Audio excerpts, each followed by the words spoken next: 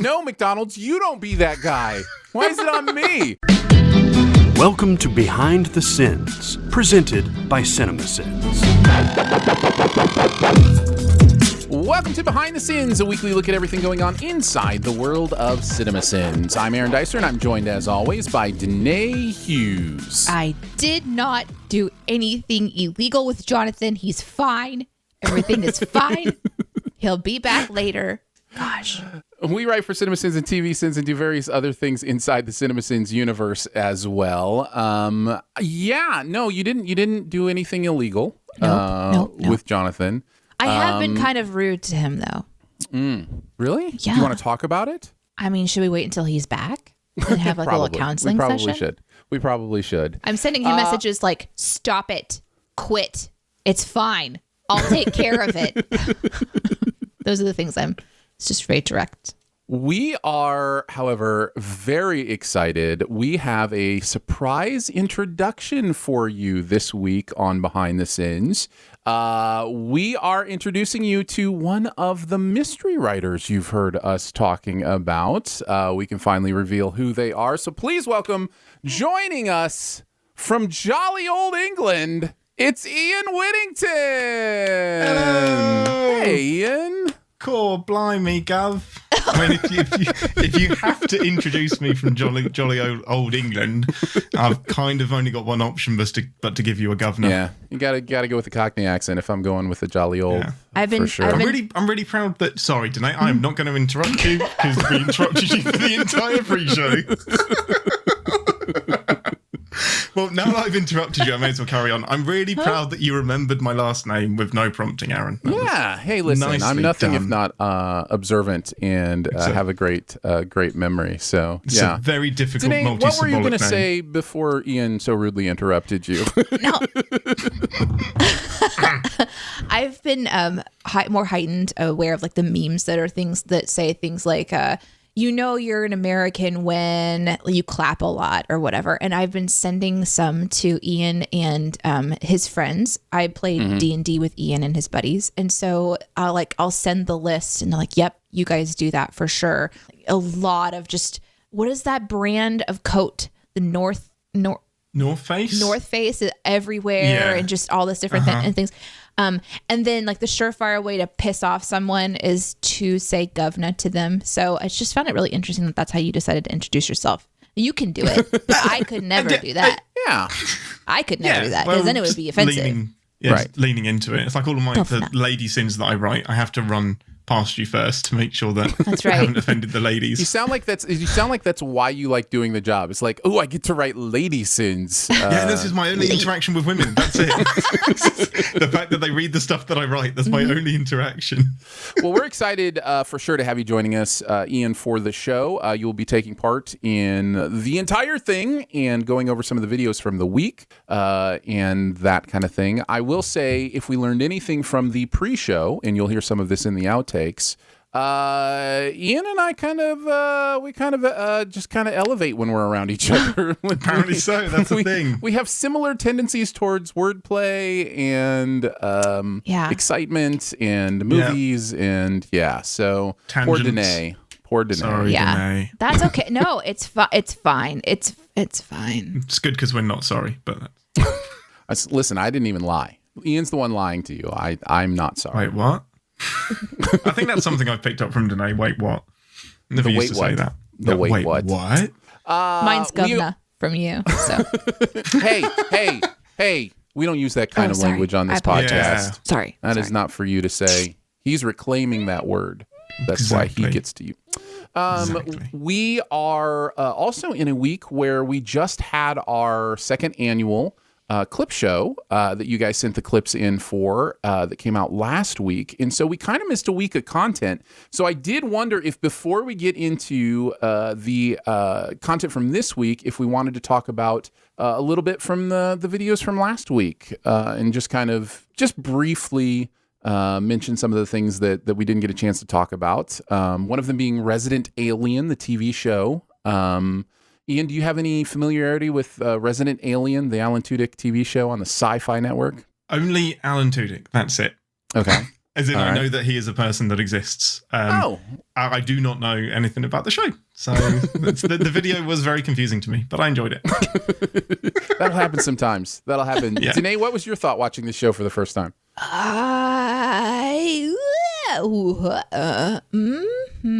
Okay. Okay. Yeah. Yeah. It was yeah, that's about right. About like that. Actually, I think I might like it, but I don't know. I sort of want him to just go full on kill everybody, and I kind of also like. It seems like maybe they're hinting at a redemption story, and at the same time, I sort of don't want them to do that. I kind of want to see a murder alien, but I'm not used to saying that, so I feel like maybe the timetable for this job corrupting me might be now. Like I might be. We've just crossed It's just the nexus point. right, and so here's the corruption factor. I love seeing sci-fi stuff though, so it kind of tweaks the sci-fi element of my brain. I really enjoyed the alien reveal at the beginning. Like, how do you make an alien interesting? Give it extra arms in this case. Yeah. And so there's little things like that. It was easy to sin. I will say that it was a very, very quick script for me, which I always appreciate because there's just things in it that were really kind of easy to reach and grab for. So I don't know. I can't tell exactly where they're going, which makes me happy. I don't know. Have you watched any more than just the first one, Aaron? I watched the whole first season. Okay. Yeah, I really enjoyed this show. I love Alan Tudyk's sense of humor, his delivery, and I think he makes the show. Delightful. Like, Yeah. I really liked watching him perform. Yeah, he's great. And so I had a good time with it. I enjoyed it. I'm not as, much in your camp as wanting him to be a murder alien. I don't know where that comes from. I don't know either. It comes from the depths of Danae's very dark and twisted soul. I don't I'm just I don't know. I He kind was of- not met. I kind of like the idea that maybe he'll end up liking humanity. I will tell you after the first season that question is not answered. Oh, okay. So there you go. I don't know if that's helpful. Prediction is that he starts to kill people for fun. That's my prediction. Okay. That would be a turn. I Okay, would you kind may- of judge you may him be, if he ends up liking us. You may be projecting a little bit, but Wait, because but you yeah, think that I those want to things kill happen. people for fun? What does that mean? No, not for fun. Oh, No. for survival? What it was? Yeah. No, Whatever. just to kill people. Oh, okay. Just pass the time. Just two. Yeah. Yeah. No. That's why I It's have Tuesday. D&D, so that I have an outlet for that. Ah. Yes. Yes. Now you know. So much is explained. Yeah. Did you have anything from the script that you remembered thinking was fun or that you want to talk about? We don't have to go into detail. That's not what this section is for. So if you don't, that's fine. I just was curious because I know you wrote on it. I remember researching how complicated it is to repair French doors. So that There you go. Confirm. that was interesting to kind of go through that. I also was very uncomfortable during the organ removal scene. I don't know. I had that was another interesting thing to kind of go to do some research and then make a decision. You know what? I don't think I'm going to do a lot of looking into this today. For as much as maybe I like murdering things, apparently, I also don't want to just dissect them. So That was a big moment in the life of my church growing up, the organ removal. So that was a Wow. big Wow. fight. That Did they that get an happened. electric keyboard instead? Yeah, exactly. did something specific stand out to you, Aaron or Ian? No, I didn't. I did not go back Great. into these. Perfect. and- So great. Really harsh. I was like, no, this was garbage. I hated this maybe video one so of the much. worst videos you've ever seen. No, You need to be it was better. great. It was absolutely, it was no, great. it's I just fine. didn't prep Wow, it like yeah. I prepped the Cool. other ones. That's all. That's So, all. That's but all. just to be clear, that means that you prepped SpongeBob, or Yes. What? What are you talking about? from what we missed last week? Wasn't there a SpongeBob and Resident Alien? And yes, there was also SpongeBob. I didn't list that one because we've done SpongeBob a lot. I That was really the just joke. thought we were gonna. That was the oh, joke. I see. I'm really Got it. funny. Got it. Yeah. Yeah. I'm just Yeah. gonna Well, leave now. Danae, I really liked. Thank you. And this would be great if you didn't write this, by the way. Whiskey, headache, nausea, severe dehydration, excitement. See? I like it when the video See? starts a scene that you finish. And That's good. Epic has Yeah. one of those too. And Raya Oh has my one of God. those as Let's well. talk. Let's talk. Do the thing. The Raya one is right at the beginning where it's like rivers, castles, fireworks, Monopoly. Yeah, that was so smart. That was so smart. Are we talking Raya now? That was fun. Sure, let's talk Raya. That's better This one I spend do time. have a little more to say about. This was a lot of fun because Danae and I actually got to write on this one. That's right. Did you hear that? Hold on. Did Yeah? you guys hear that? It was us. So excited. I think this was our first CinemaSins script. Was the two of us as the primary Yep. writers. So that was exciting. We still had to have supervision. Okay, guys. Like Right, they haven't just right. let us just roam off free. There's always a shadow sharp lurking object. around the corner. There's always somebody just in the fields. Yeah. Yeah, this was a fun one. I had watched Raya before sending it. That does help. I always forget how much it helps to have seen it before you send it sometimes. Sure. Because then you're not watching it to watch it that first run. Yeah. So, and because I've been working with CinemaSins, I send it as I was watching it the first time. Like I didn't have paper with me to make notes, but I remember thinking multiple things. So then I kind of got to experience that. I think everyone's talked about it where you're watching something and you're sending it as you're watching it and then you finally get to like let it out. That sort of release. I haven't done that yet. So Raya was my first time to That's nice. want to actually send something and then have a chance to do it, which felt really good. It's interesting. I feel like everybody else on the team, and Ian, you're new to this, but maybe you can kind of, I'd be curious to hear your thoughts because I feel like everybody else on the team Sin Brain is just something they have now when they watch movies. But for me, it's like something I kind of turn on and off, if that makes sense. So like when I watch movies, I turn my sin brain off and I just have an experience of the storytelling and, those kind of things. And I will notice occasionally things that, stand out to me as not making sense or, but that's part of normal movie watching, not necessarily sinning something. But it seems like everybody else just kind of leaves that sin brain on even when they're, watching stuff, even stuff they love. Like I'm not saying that makes the movies worse or makes it harder to watch movies. It's just, if they're having those thoughts and I don't usually have them in that same way. So curious, Ian, if you've experienced as you've kind of gotten into being more detailed in writing stuff, like if that's something you notice now when you watch a movie for fun. Yeah, there's like a sliding scale in my brain. So this last week in particular has been super heavy with writing and reviewing and looking at edits and combines and everything. I tried to sit down and watch a movie for leisure yesterday and just thought, man, I hate movies. Now it didn't help because it was, and we don't send to movies because we hate them, but I just pulled apart this movie so much, and the movie that I watched has completely escaped me. It just evaporated from my brain. Brightburn. So probably not the best movie to sit down and watch just for leisure because that movie's got so many problems. Like that is the most good news is that boring, movie is exciting terrible. Yeah, No, that movie it is terrible. 100%. So yeah. I don't know how you take a premise that cool and make it so boring and so dull and so unwatchable and unlikable. So I couldn't help but sit down and pull it apart. But when I'm more distant from having written something, I can enjoy it a lot more. I think that makes sense. I think the more proximity I have to a script being written, the more angry I am. Well, or the more sin brainy. I have bad news for you because we write a lot of scripts.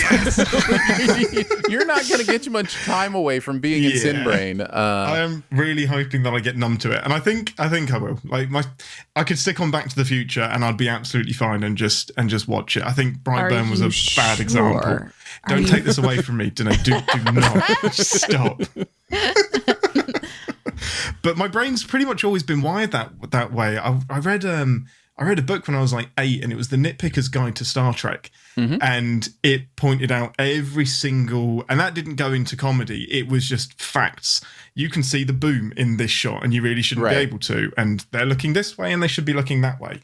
And it didn't ruin Star Trek for me at all, but it did kind of program my brain to, hey, they're not perfect. Like, they make mistakes because you know what? This is a TV show. It's not actually real. What? So I think there's a bit of sin brain that's always been there. Yeah. I don't know what it is that I feel like I'm able to turn that off quite a bit for me, but But yeah. You have the Switch. Teach me. Something. Right? You should start. Please teach me. You should start I just little think online conversations or something, like guidance. Go live on Twitter and be like, today we're going to learn how to turn off your sin brain. And like, do the whole thing. Breathe in, breathe out. Imagine a switch in your mind. And then everyone just falls asleep. Yeah. But maybe people need to learn how to do that. I just Visualizing your emotional pain cliche. It's not going to work. Oh, no. Oh, dear. We've created a monster. I think we just added the monster to the team. I'm pretty sure the monster was there already. What did you want to talk about with Raya, though? Because there's a lot of fun in Raya. And so I have a few things actually in later segments from the Raya video. Okay. So like there was just such a love. You know what? I'll go ahead and say it now we since I haven't haven't even started the show. No, I know, but I the idea. There was a comment. No, I'll save it. I'll save it for later. But it was basically a comment that was like there was. Okay, let me start over again. Okay, you got this. Because this isn't a comment that I had in the comment section, but there was a comment about this was the best part of the movie. Or the best part of the Sins video. And then the entire replies to that was, no, this was, no, this was, no, this what. And I love it when that stuff happens where it's like people are just pulling out their favorite parts. And this was one of those videos for me where I was like, this was so much fun. There's a lot of stuff that people are loving. I think the highlight of the video is your take on the guess I won't be needing this anymore, where he throws her off the bridge. Is drop dead hilarious. And it was funny during the script writing process. Yeah. Danae sent her script and I did the combine, and then I put a note on that one, something, I forget what I said, but basically, laughter, this is the funniest thing ever kind of thing. And then every single person who reviewed it after that made a comment on that same sin that was basically like, this is the funniest thing ever, because it's great. It's just a great observation, a nice little twist. Yours was helpful, though. I had to ask you several questions like, yeah, but why is it funny? Like, I laughed when I wrote it. You wrote it and you're asking me why it's funny. Well, it just became a thing. And then I didn't realize that it has never been used in this context before. And so it feels like a revivify of this sin. Discarding a child. How is that hilarious? Yes, I won't be needing this spawn of mine anymore. I know. I laughed when I wrote it, but I don't know. I guess I didn't realize how turned on its head it was until it's been something that's become something else. Mm-hmm. And then now it's actually been duplicated in another video that will be released soon. And I'm really excited about that too. Yeah, when I read that, I died because I messaged there and I was like, just a quick point. Is this like an ongoing thing, or did you do that first? And she's like, no, I did it first. I was like, nope, someone else has done it second now. Yeah. It's such a cool thing to twist. It's a twist. Yeah. It's a twisty. Yeah. It's a twisty. Some of the others that were mentioned definitely in the comments about being their favorite, I think it was a combined sin that we wrote together. You did the great stuff about the style, about his clothes and his hair, and then I added the straight dripping. Yes. At the end, people loved that. Yeah, lots of comments on. I didn't know that I needed to hear Jeremy say straight dripping. Yeah, but you did. Yeah. The skip sponsored by Chili's was a favorite. So good. I want my Baba back. Baba back. Yeah. There was the what was it with the Would You Rather? The Would You Rather running in the gag. Comments. Yeah, and people just answering the Would you rather fight one Raya or dragon-sized Raya or 10 Raya-sized dragons, and then the follow-up one about the penis. About the 9 stomachs. Yeah. So there were just a lot of those. I loved the right at the beginning. There's one that's like, this is what we used to be, and there's the picture is the antelope, and the narrator's like, antelope. I just love stuff like that. So yeah, it was just a really, really fun one. So I wanted to mention some of that.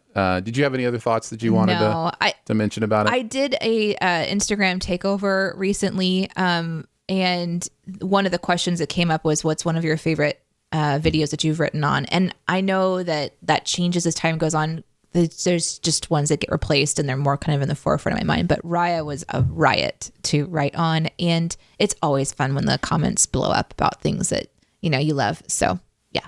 I have two more. I have two more that people mentioned that I have to say. The comments were all over this stuff. One was in that children is how magical dragon sperm fertilized the happy ending egg. Because all the dragons do look like sperm. They did. We both wrote that, by the way. We both wrote dragon sperm jokes for that moment. We had a lot of similar sins. It was kind of fun to see our we are one hive mind. Yeah, and then those ropes are so far apart, Shaq could shimmy through them. Are the Commandrons made of underwire because they are terrible booby trappers?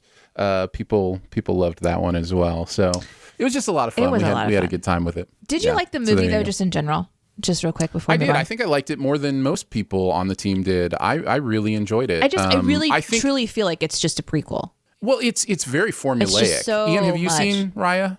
I haven't, and now that I think I've heard Jeremy hard recommend against it, and you hard recommend for it, I'm lost.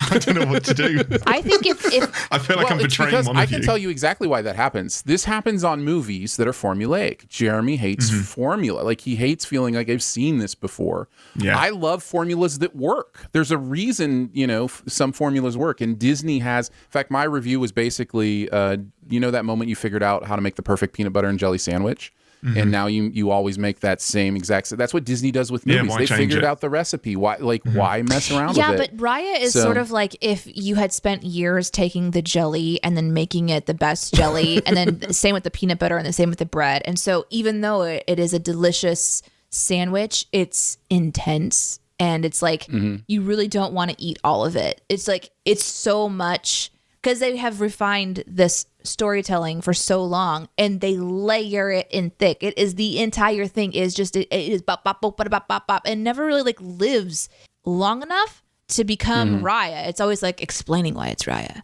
and so that's kind of the frustrating thing for me. If there's a Raya 2, I will watch it because I now know everything I need to know to understand that world. And if they explain Raya 2 to me, I will fucking rage. But we're not there yet, so I'll just calm down. I do love the character of Raya as well. Nice. There was also a Night at the Museum video. Do we want to talk about it? I mean, no, the video is great. I just don't like that movie. I'm not a huge Night at the Museum fan either. I like the first one okay. I like that Dick Van Dyke is in them. I haven't seen it. What am I saying? He's great. So yeah, there you go. I'm all same. I watched it. I can probably confidently say you wouldn't like it. Okay. Yeah, I think that's probably true. That's probably true. Let's get into the SinSide Scoop. What's he building in there? I've got a secret. Pay no attention to that man behind the curtain. This is a true story. We're going to take a look at the videos from the week, the process of sending them, how we felt about the stuff we're sending in general. We'll start with commercial sins. Taco Bell Gold PS4. What? I don't watch commercials. I didn't know this. Was this a promotion apparently that Taco Bell did? Were they giving away a gold I totally missed this one. When was Ian? Do you remember Taco Bell giving away a gold PS4? Don't remember it being Taco Bell because there's only, I think, 3.5 in the whole of England. And I live about 5 miles away from one of them. And they didn't run that promotion over here, I don't think. But someone did. The gold PS4 definitely rings a bell. So it was somewhere. I don't know where. What's some of your favorite menu items at Taco Bell, Ian? I'm definitely a burrito man. I know it's Taco Bell, but burritos are my favorite. The quesadillas are really good. The quesadillas. The beef and cheese quesadillas. No, nice. The what? No, quesadillas. Uh-huh. They're really tasty. They're really good. I love it. I love the chicken quesadilla, the chili cheese burrito. We've had this conversation because we just did a Taco Bell commercial recently. But other than having you pronounce that beautiful food, I did kind of want to know, if I didn't know, sometimes menu items are different in different countries. Oh, no, I guarantee they're totally different. So we have a variety. There's 2 different types of tacos. They do a big one and a small one, and you can order lots of small ones or a couple of big ones. And then they do the quesadillas in different cheeses and beef and chicken. And then they only do 2 types of burritos. They do a chicken burrito or a super spicy beef burrito. And that's pretty much the menu. That's it. Wow. Yeah. They've kind of limited the menu here too. Unfortunately, they've taken some stuff off there that we were upset about some good stuff last week. So, or 2 weeks ago, or whenever it was. Sad. What about this video, guys? This Chris wrote this one. What are some of your thoughts on the video itself? Ian, you want to kick us off? Yeah. I actually really, really liked this one. In particular, because I'm a fan of the arrows. I really liked my first thought when the arrows are pointing at. I think he says the arrows are pointing at the crowd because they're all doing eating Taco Bell. Yeah, that's it. They're all eating Taco Bell, and then I was like, well, why not use a lot more arrows? Because there's loads of people in the crowd, but the arrows then just pivot to point at this guy. I was like, that's why you did that. So I thought that was a nice little touch with the arrows. Nice. What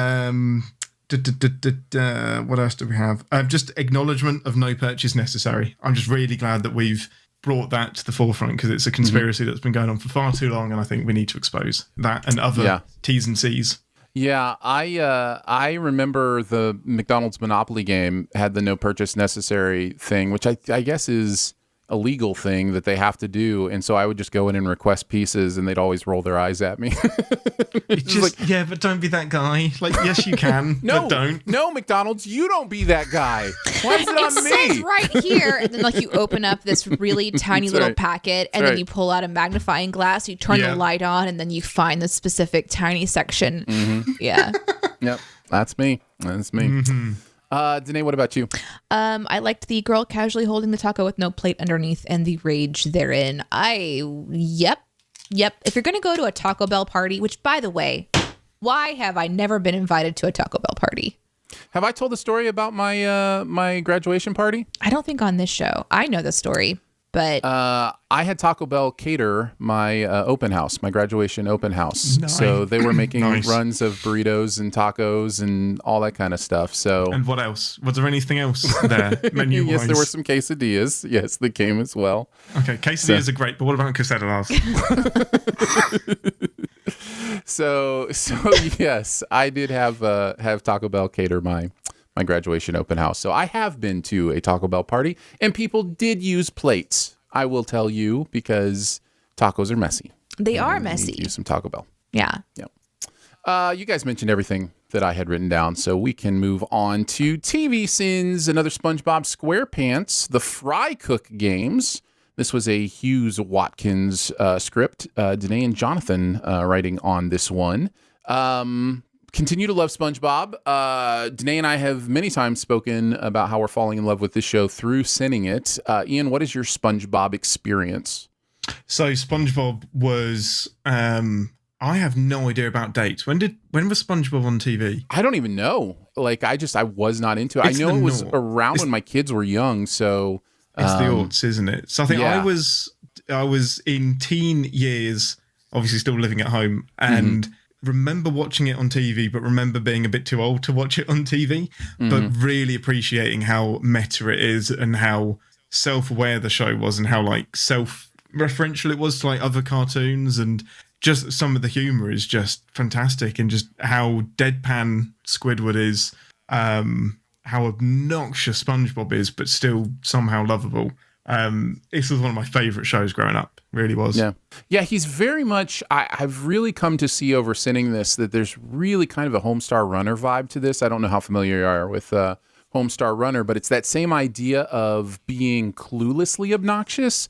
Like this idea that you are absolutely obnoxious, but you're so clueless about it, and your heart seems to be in the right. Like there's something almost lovable about those characters who don't realize how obnoxious they're being. There's no maliciousness to it. It's just he's a child. He's an absolute child in a suit that is somehow allowed to live on his own and have a pet snail. Yeah. yes, exactly.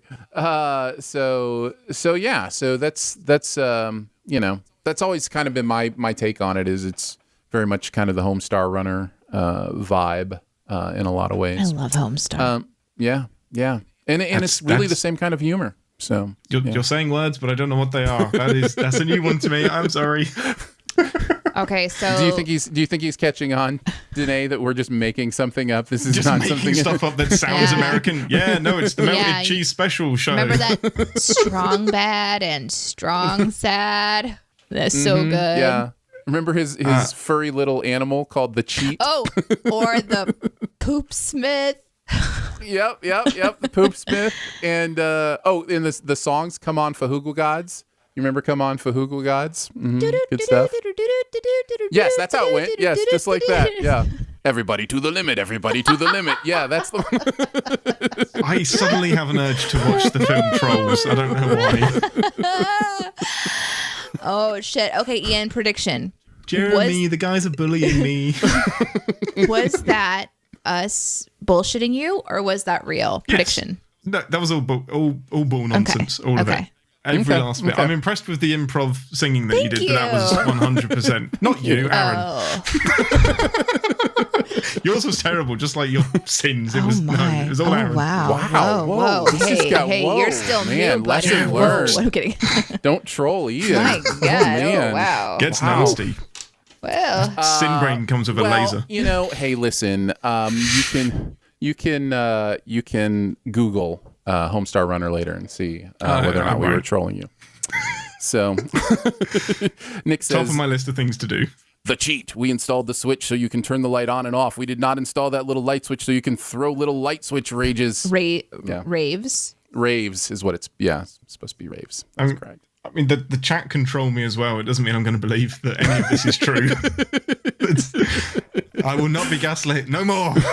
There are 4 lights. I said consummate V's. Okay. Or when he's just feeding the ducks. Boop. Boop. Yep. It's good stuff. I don't know. I just know that you don't feed ducks over here. Just don't do it. All right, let's get back to SpongeBob, shall we? Let's talk about the video itself or the episode itself if you have thoughts on this episode. I mean, for me, it's they just get weirder and weirder as the show goes on. So this is a very weird one. But yeah, Danae, why don't you? No, you wrote on this, so I'll kick us off. No one, and I mean no one, should fork around with a deadly gelatinous cube. I'm about ready to call a limit on D&D references in the CinemaSins scripts. Okay, I'm out then. See you later. Sorry, I got nothing. If you do that, I'm dead to you. I'm totally kidding. I love it, and considering some of the things we're writing for Loki, that might be a problem. Oh, yeah, Loki is D&D heavy, as well it should be. It should be. Yeah, it absolutely should be. So many great STD jokes in this one, since there's a lot of crab talk. That's not how you douche your crabs away. And then the talking to your STDs joke I thought was really, really funny. I have to mention this show's complete ignoring of the fact that they're in water and can swim up and away from things. The more we mention that, the better. Like they continue to do gravity in this show, and it just annoys me every single time. And so I was very glad to see you could swim upwards. Swim, fish, swim. I loved the WWE and MMA jokes. That was a nice little running contact sport gag. The I don't like you more Twitter joke was on point. Very nicely done. And then I had to mention the running puns with the 2 sins towards the end.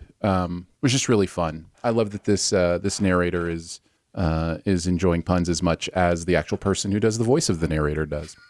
Imagine that. That's weird. Including the "Hi, not Rick, I'm Dad" joke in this was also really, really fun. That was great. I loved that one. So, Ian, you next. Do you have anything else? Yeah, no, you stole my favorite one. It was there's a bit of the deadly gelatinous cube, because there was a bit of cognitive dissonance where I know the sin is coming out of Aaron's mouth, so I was like, Aaron wrote this. That's great. We finally got. Oh no, Danae wrote this one. I was really hopeful that this was an Aaron original. Disappointing to you, Ian. My. No. It's fine. You get used to it. It's okay. I have written recently. I think we talked about it last time. A D&D sin, but I basically wrote Danae insert D&D reference here. Yeah, that was great. So yeah, that's really, really clever. I liked how you shifted away from just sinning fire underwater, because there comes a point where it happens every single episode and you have to mention it, but it's fun that you kind of twist it every single time you sin it to kind of mean something different, or sin it in a slightly different way. Yeah, there's a trick that we do in sinning stuff, which is sinning things by not sinning them. And it's a nice little thing with stuff like that where you can say, in addition to fire still being underwater or, whatever. Yeah, exactly. And so you get it in there in a way that it's like, we haven't forgotten. But so, yeah, that's a fun one. A lot of time. And I just remember this is one of the episodes I remember watching originally. And I remember being really freaked out. There's something in my brain that can't handle when real world stuff comes into a cartoon. And SpongeBob does this quite a lot where it will...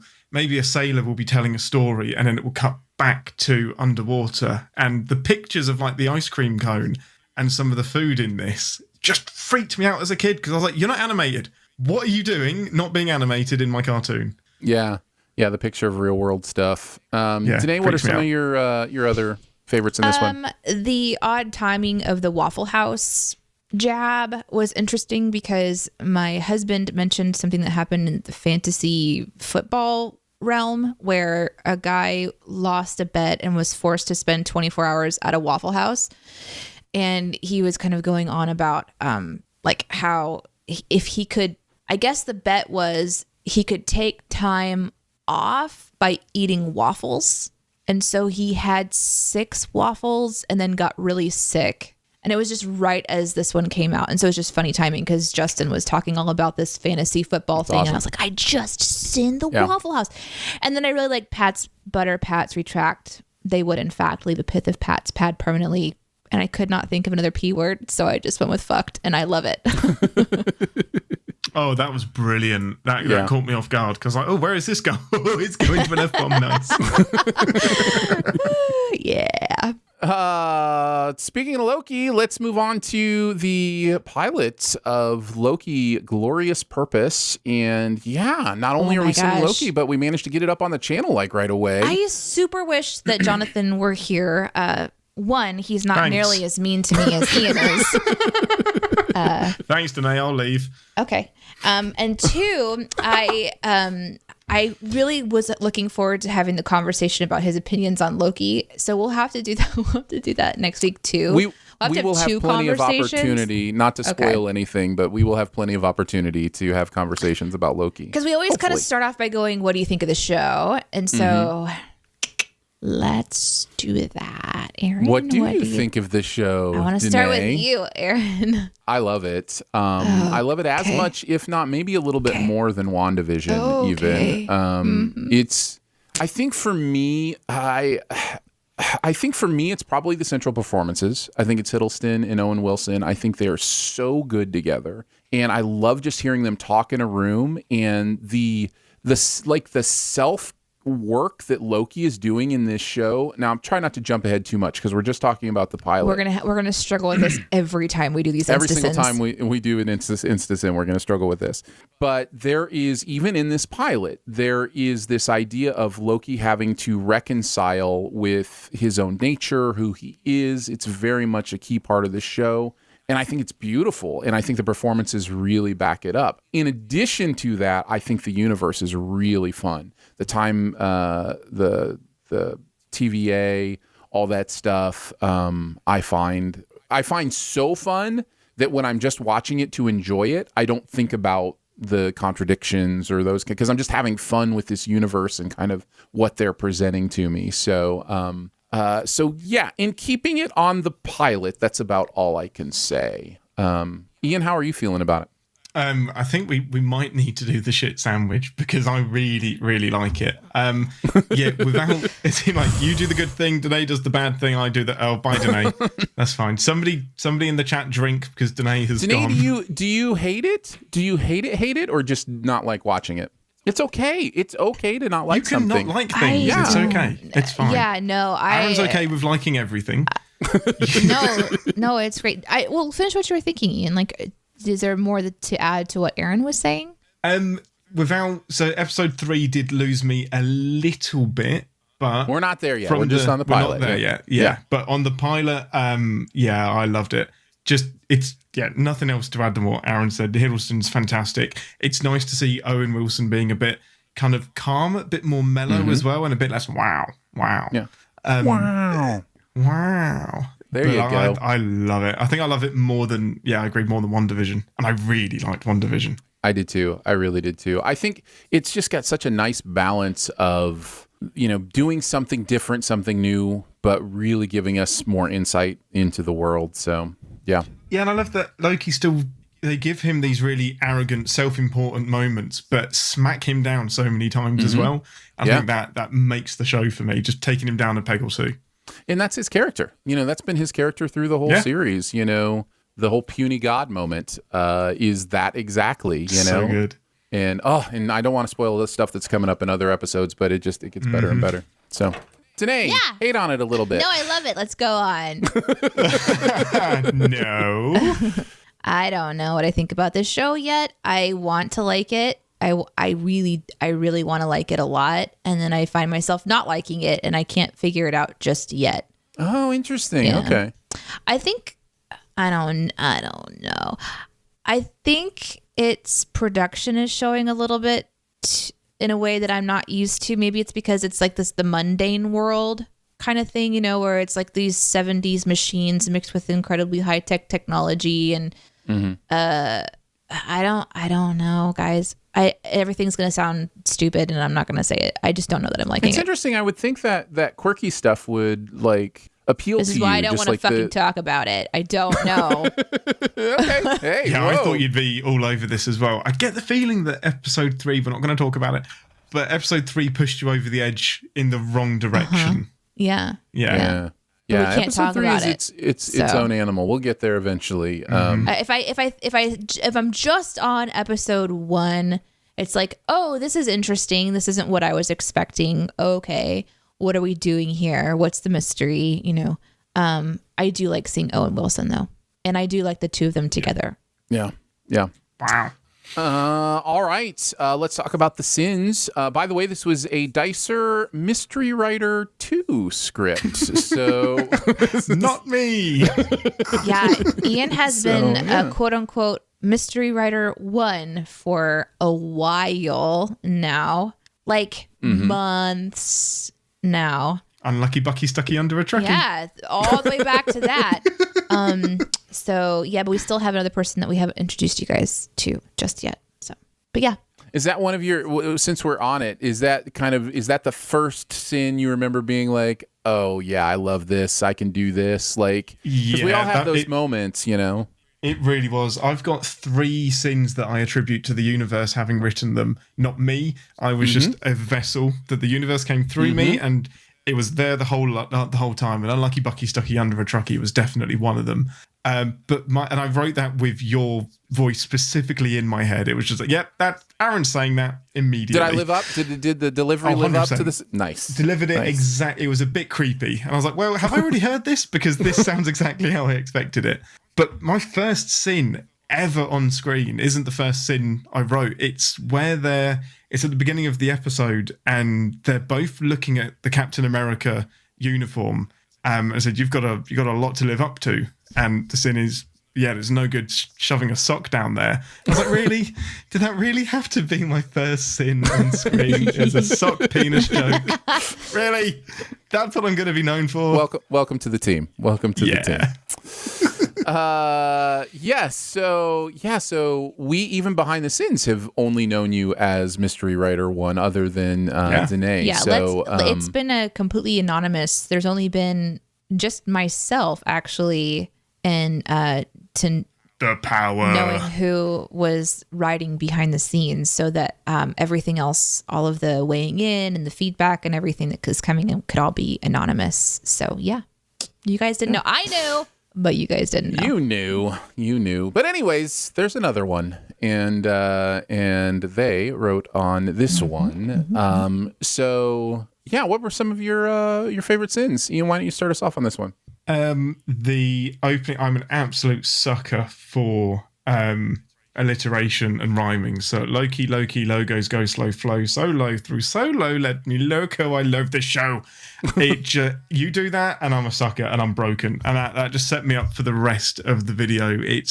I try to personally stick one of them in every script, even if it's crap and it gets cut. Yeah, you get a gold one sometimes, and that's fantastic. Do you think, how long do you think people think we spend writing those types of sins? Do they think it comes to us immediately, or do they realize I pour over it for an hour? I've got one coming up in a video that I'm super, super proud of. And it took me an hour and an online thesaurus just going through all of the words that end in ION and just ages. Like, it doesn't, some of them, they start off really naturally, but then you're like, nope, there's something else here. So there's a lot of research. Yeah, it really is. If the seed's there, it's like, okay, I'm going to plant and water this seed and make it into this beautiful plant. And the seed here is low-key logos. And I was like, perfect. Okay, I mean, you got to go somewhere from there. And so, yeah, just thinking of all the places it I like could how go, chat's like 10 minutes. Seems like a lot of hard work. Maybe like 2 or 3 minutes. Maximum 12 minutes tops. Like, good. Yeah, that's great. But I was slightly pissed at you, Aaron, because I was going to do that. And I'm really glad that I watched this video. Not that I wrote on an upcoming episode. It's okay. It's okay. Dang it. The future. The future is so hard. That's what the show is but I was going to do the same about. thing. That's what the show's about. There you go. Gravy. But Loki, so in the book American Gods, Loki is a character in it, but his name is Loki something else, and it's spelled Lowkey. So I was definitely going to do a nod to that. And Loki does Loki-Loathy thingies. I don't think mine would have been as long as that, so I'm happy to cede the alliteration rhyming crown to you on that one. Yeah, that was great. Any other ones? The condensation killed me immediately. Just damn it, focus so much on the condensation and you don't call back to it at all, because like Marvel's great for doing callbacks, and it is a weird thing to focus on. It was quite an artsy thing to do. Yeah, it was. Roll commercials and an extra scene for interrupting me is great. I really liked that. Anything where the narrator interacts with the person on screen, but the person on screen is unwilling, obviously, because they don't know they're being narrated, kills me. That's I absolutely love it. And the V&A logo comment, but I was like, that's a very well thought out, good analysis of a good logo, and then taints. And then taints. And then taints. I was like, this had to be going somewhere. I know there's a kicker at the end of this sin, but I didn't think it would kick me in the taint. Yeah, there's this thing that happens sometimes when you're basically sinning your own sin, right? Like you have thoughts while you're writing that's like, oh, this is, if you're writing CinemaSins, a college girlfriend joke, or if you're writing TV Sins, a title of my sex tape joke, or whatever. But you wrote it, so it didn't come from, and so then you have to figure out a way to, and so I literally just, wrote hidden between the V and the A, and then my brain was like, the V and the A. And so I had to figure out how to incorporate that. So. No, you nailed it. Absolutely nailed it. I love it. Yeah, our sins are a peek into our just fucked up psyche, and that's just part of the job. Yep, that is it. But the thing is, like, I laughed at it, so therefore I'm just as fucked up. Success. Danae, what about you? I wanted to talk about this particular robot arm sin, because this one came up when we were was I shadow? I don't remember anymore. Yeah, you shadowed on it. So I'm reviewing the script and I'm looking at the information and I'm like, it's fine. But then when it gets to the visual and it's like this particular robot arm, I was completely confused. Like, what is a sin about this? You just thought that it was like the angle was off. I'm like, what? Robots of this variation don't have that type of arm. Is there something wrong with this arm? Like, what am I missing about this?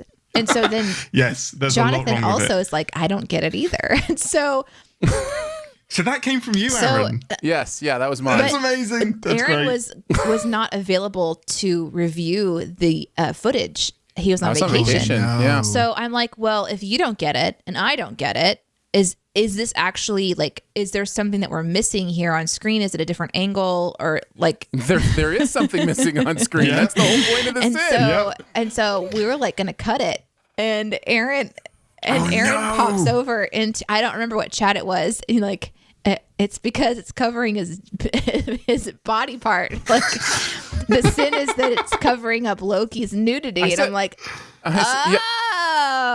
I think I just said the narrator wants to see Tom Hiddleston naked. How confusing is this? Like, this is. I wish it was just a one-word response of Penis? Question mark. Penis. I want to see hidden dick. I can't. So anyway, that one cracked me up because then I was like, oh, I can't argue with that anymore. No, you're it's wrong. great. You're not It's so wrong. good. So I just want to talk about the little behind the scenes moment for that one, which is why you listen to the show. I really enjoy all of the pronunciation stuff that you have to keep track of. Aaron, how is that going for you? The te hit eye and all of these. Yeah. Yeah. How are you keeping all that straight? Do you have it like written down now at this point? So if it happens often, it just becomes second nature. So like Modoc is just how I pronounce that show now. Like, whatever the one was in, what was the one in Captain America and the Winter, or Falcon and the Winter Soldier? Wasn't there? No, it wasn't. It wasn't Saheld. It was. The United Nations thing, the planetary organization. Yeah, I forget, but it just became second nature every time we said it, just to say it that way. And so I do have to think about it the first time, but once I've kind of visualized and like written down phonetically, like te hit eye, you're good to go. I'm good to go. It becomes second nature at that point. Well done. So, Those are delightful. I love that people love it. I love that it's become a nice little running gag that people are really into. Sward, that was it. Sward. That's it. Yes. The Kama Sutra sin was delightful. I really loved the dun dun dun, and then like Loki's right eyebrows kind of arc up, which was great. So that's great. Yeah. I would also mention I just got really annoyed by Owen Wilson being late to that judging thing and just trying to figure out how time people would ever be late to anything. Oh, it doesn't make any sense. So I that kind of bothered me. The reverse expositioning device, the previously on the MCU device, is pretty much the most sinful thing, in my opinion, about the entire first episode. It is almost 30 minutes of previously on in the like just going over movie stuff, because they've got to catch Loki up. They've got to catch him up on Yeah, but the problem is some of that stuff happened about 30 minutes ago for Loki. Like he doesn't. Right. He's like, I was there about literally yesterday. Yeah.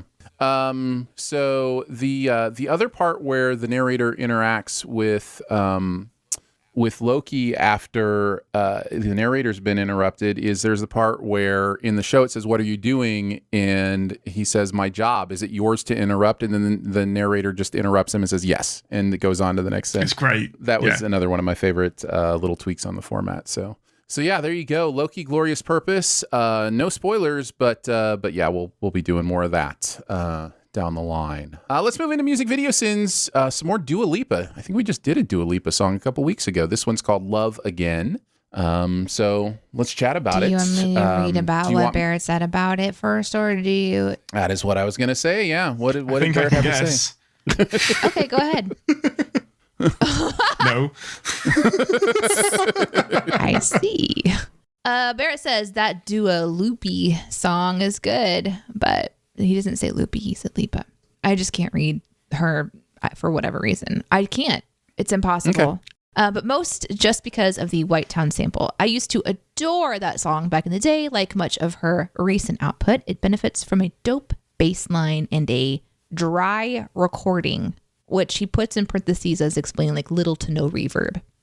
The video, however, is confusing as fuck. What's up with the bull, the eggs, the clowns, the convention center / hotel? I swear I've actually been to that place before and met Henry Kissinger. But that's a story for a different time. Anyway, this video led me to a conversation with my wife about underboob, which I was questioning. But my wife told me that's the new style. I don't understand. What's sexy about underboob? So the video is balls, but the song is fine. I like me some Dua Lipa, by the way. I looked it up, and that's her real name. If you're watching this video, you saw Ian and I both react to the "What's so sexy about underboob" comment. What are you talking about, Barrett? What's bodies are beautiful. Not to be those guys for a second, but what's not sexy about it? Yeah. It's just shapes, all the I mean, shapes. I'm massively lacking in underboob. Like, if that's the new fashion, I'm not a sexy person at all. I have minimal I underboob. missed your guys' reaction because I had a different screen up entirely. I'll have to go back and watch it. Yeah. So yeah, this video is wild. This song Everything about this made me angry. Sorry, carry on. This song is, by the way, Dua Lipa is from your side of the pond, right, Ian? I think she's UK native. I could be wrong about that. I think. Good. But Why but, were you this is angry? obviously.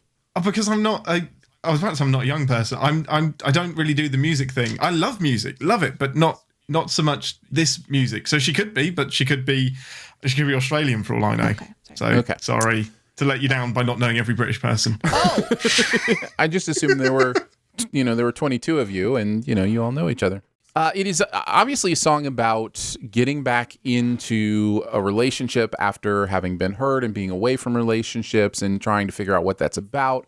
If I might make some assumptions on the metaphorical aspects of this video, I do think there's some interesting things going on here. I think how detailed do you want me to get? But I think the hat at the beginning levitating over kind of represents the idea of when it's time, it's time. When it's time to put on the hat and go back to work, it kind of comes to you. It's not something you decide. It's just like, hey, I think I'm ready to ride the bull again, and then the bull is the relationship, and it's like it's rocky, but you try to stay on, you try to hold on, and then you've got the rodeo clowns and the egg, and it makes a lot of sense. I think at the end of the day, did you know that clowns trademarked their faces by painting them on an egg? That's actually how they.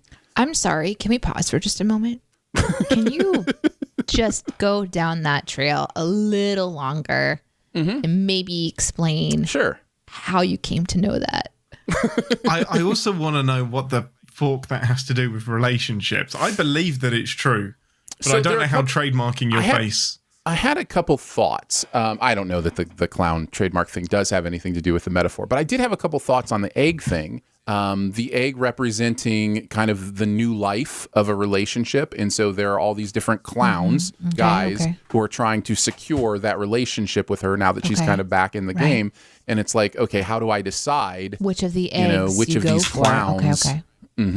Right. And so then at the end, when she wipes her clown makeup onto them, it's like she's taking ownership of the relationship and saying, I'm going to define this, not you. And so, yeah, I think... Listen, all that kind of metaphor stuff is stretching. It is what it is, but that's kind of what my brain did. It seems like it's right there on the surface. Once you start thinking about it in that way, it made sense to me. It's so interpretive. You're not wrong. I really wish that there was a way for you, Aaron. I mean, I know you don't need this. I need this for you. Okay, so just we're laying that down. Okay, I'm with you. I really wish there was a way for us to get in contact with these producers and have them confirm or deny all of your how you view these things coming together. Like in this case, if it was if it really was a meth-induced hallucinating moment, like, no, you know what? It's just right. So we had one day to shoot. We all went to a convention center. No one had COVID. So chaps were on sale. There was a riding bull that was also just down the street. We were all hungry. The only thing that was still on the shelves at the grocery store was eggs. So we just grabbed those, and that's how the video came together, But I want it to be your version so badly. I really do. Listen, some of the details may be wrong, but I would be very surprised if the bull riding metaphor wasn't about getting back on the bull, getting back on the horse, like getting back into the ring. I just wouldn't be surprised if it's like, you know what? I love to see women on bulls with barely any clothing. I mean, it can be both. In that camp, yeah, right? It definitely can be both. Sure, of course. So, yeah. I just love that the chat is still really stuck on boobs. Of course they are. We've moved on to like the metaphor and the layers of the onion, and it's still all about the underboob. Let's talk about the sins. By the way, the idea of trademarking your clown makeup on an egg is called the Clown Egg Registry, and it is a real thing. No, it's not. That's not a thing. I refuse. I disagree. Danae, what did you got? What are some of your favorite sins? I liked I've already mentioned the meth one, and then there's the animal cruelty one I wrote down, and I guess you could say this hat is levitating. Those are the ones I wrote down. Yeah. Oh, this made me so angry. I'm so annoyed because stop sampling music. Be original. Make your own music. But so can't I really you sample originally? Can't you take something and make it new? I mean, isn't everything old? I mean, like you absolutely can. Yeah. Yes, I'm not saying it's a physical impossibility. It's whether you should.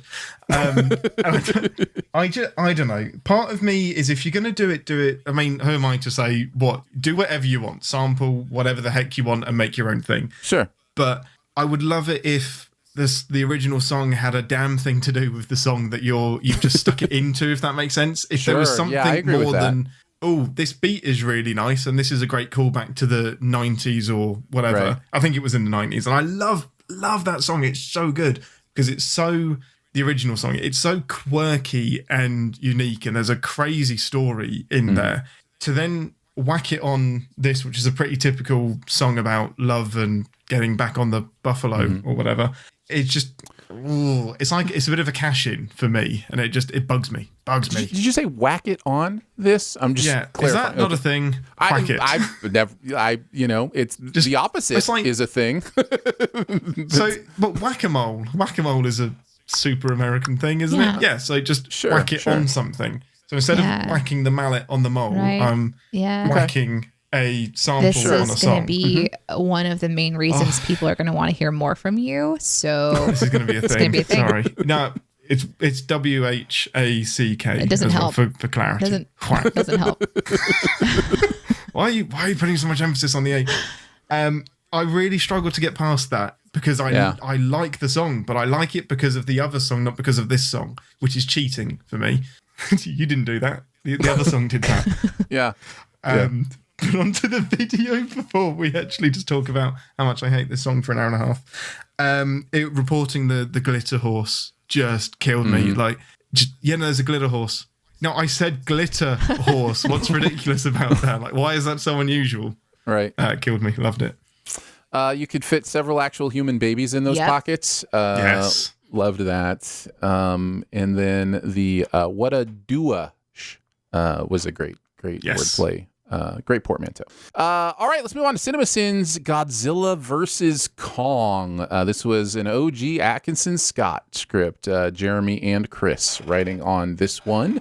Danae, this is an interesting I know one you've seen this movie. I know you've seen this movie, Danae, so we'll get into that. What? So we for Sin Week this year, we had a special event for like the highest tier people that have been with us for a long time and are kind of grandfathered in and things like this. And so we had like a small, I don't even know, it was like 20 some people watch party essentially. Yeah. And this was the movie that we all sat down, and I was forced to watch this movie with everyone. Thankfully there was wine and popcorn. So yes, I have seen this movie, and it's very long. Yeah, it is. And it's very silly. I almost said dumb, but it's very silly. Let's not open that can of dumb worms. I haven't seen any Godzilla versus whatever movies before, and this is my first time to have ever seen like a big monster movie. Yeah. So I understand now that the drive to go to a movie like this is to see fighting and destruction and chaos and big, mammoths going at each other, and like that's the cool thing. But peppered in between it all is just a whole bunch of crazy, strange stuff that doesn't make any sense. And it was really fun to do the watch along because I got to witness firsthand what it's like to sin along with my friends. So that was a delight. We haven't done that before, where like when we go to during Sin Week, usually we all go see a movie together. We try to go see a movie together, but we're all sitting in a theater and watching a movie. This is the first time we've actually kind of talked over a movie with an audience, and it was a delight, and it was hilarious. Just cutting it up and having a good time. So I really enjoyed watching this video. because I had good memories of that event. And yeah, this is it's a good one to send. It's an easy one to send. Before we go any further, we should get to everybody's new favorite portion of the program. Danae tries to keep a straight face while reading Jeremy's thoughts on a movie for the first Oh time. yeah, that's right. Oh no. Oh, Yeah, I can't wait. I'm kind of learning that Jeremy's doing this on purpose now, so I'm really nervous about this. Taking you a few weeks to catch on to that one, isn't it? Well, and I didn't realize that Barrett was doing that too for a time. Oh my God, he wrote a lot. Yeah, he did. He did. Did you read it? Danae, what did Jeremy have to say about Godzilla versus Oh, Kong? I'm so ready. Godzilla versus Kong. Oh no. You ever make up stories? You ever make up stories with a 5-year-old? It's infuriating. They constantly change the rules, usually in their favor, and pretend like the old rules are figments of your imagination. They mix genres, fucking around with Superman and Tron in the same universe. They rename characters willy-nilly, so Indiana Jones becomes Twiddle McGee Valentine the Cheese Master. They ignore science, physics, math, and generally all known laws of the universe. They care not for continuity. They are very likely to get bored with the story before it's done and leave you holding the bag. This is how Godzilla vs. Kong was created. You sit down and the movie opens and you're like, oh, cool, it's Skull Island. And the fucking 5-year-old says, no, it's all a giant digitized biodome like the Truman Show, only with a lot more tech. And you're like, who the fuck showed the Truman Show to a toddler? But then you regroup and you're all, so this fancy tech biodome is going to be a big part of the... No! The child screams as a snot bubble forms on the left nostril. Now we're on a boat. Why am I doing this kid's voice? I don't know. Is this a child or a witch? Shut up. and you're like... Okay. I feel like I need puppets like for this one. And you're like... The kid knows Lonely Island shit too. God damn, these parents are dope. Then you pick up the boat and pretend it's sailing and you hum a little shanty tune until the kid suddenly slams a Jurassic Park T-Rex toy down on the boat and shrieks, fight! And you're thinking, this is going to be good. But then the toddler just picks up the dinosaur and throws it across the room and mumbles something about potty. You know, I'm going to pause here for a second. I have something to say. I feel like though Jeremy does not have children, he has a really strong handle on how this would actually be going. This is really good. Okay, let's go on. When you get back from going potty, you find that the 5-year-old has thrown away the boat, and now we have a giant ape on a mountain. And you ask, where is King Kong now? Mount Everest? And the kid gives that look that says, what you talking about, Willis? And you wonder, different strokes? Who is making the entertainment choices for this child? And do I need to notify some kind of authority figure or entity here? But the kid explains that Kong is inside the earth. You bring up the whole molten core thing, but the kid bats away the sneeze and laugh, explaining that inside the molten core of the earth, there is a little known area. And in that area, there are valleys and rivers and mountains and also a fucking sun somehow and magic axe in the ground that if you pick it up, it gives you the power to create more Godzillas and Kongs and stuff because this place is where all those giant creatures actually come from. And to prove it now, let's watch this T-Rex shoot his breath all the way through the earth, the molten core utopia, and then Kong and everyone else will go through the tunnel hole thing that Godzilla just created. Finally, the little shit takes a breath. Not you or the child. This is what was written. And you are able to interject and say, so we're back up on the surface of the earth now. And the kid says, do I have your attention? I know I do, because it's a fucker walk. And you meekly offer, actually, you messed up that Glengarry quote because it's, are you interested? I know you are because it's fucker walk. But the child screams, that character wasn't even in the original play and was only written for Baldwin after a mix-up where he thought he was going to play the Pacino role. I said piano. Just pretend I didn't say that part. And you sit back and just marvel at this little baby's filthy fucking mouth, as well as his depth of movie knowledge. Before you can compliment him, he starts throwing the T-Rex and 8-figure all over the living room, smashing picture frames, faces, lamps, windows. Kong and Godzilla are fighting, he squeals, and he smashes your grandmother's fine china. Godzilla is winning, he giggles and stomps on your dog's tail. God, this little shit. Wow. Then he runs away and you think for a minute, maybe you're free. Perhaps the child's mother is in the other room and will distract him. Maybe the kid just left and made for the Greyhound station. Honestly, You don't care at this point because you just want to leave. But just as you head for the doorway, the kid returns with a running vacuum cleaner. That is the bit that got her. Of all of the previous bullshittery, that's the bit. He's got a vacuum cleaner shouting, Nope. Mechagodzilla! Mechagodzilla! And he throws the vacuum at your ultra-thin widescreen TV. The television smashes to bits and fragments of glass and plastic rain down on the floor, and the kid looks up at you and says, "Take that, Hong Kong. That's what you get for existing. Movie over." And he runs outside to play in traffic, and you let him because that kid is a dick. Well, I have there it is. 10 things that I want to say, but I can't remember any of them. I think we've covered it all. In fact, I think Chris's thoughts on the movie were basically, how do I follow that? So Chris says, this review is correct, so I don't have anything to add. Nice. On to Epic. Let's go on to the sins from the video. my God. I tend to agree that this movie is that mad. I can kick us off. The Kongtainment was right there. I love the times when we make jokes or portmanteaus that the movie should have made. Let's see. The myths that cracked me up. Just I love it when narrator Jeremy is responding to things on screen just by yelling back the words. That the movie says. Yeah. It also made me think of the Muppet show, or the Muppet movie, where he's like, myths, and then she pops up and goes, yes. Did anybody else remember that? Okay, just me. The firing missiles at Godzilla every time, 50 Sins, was so great. So very, very great.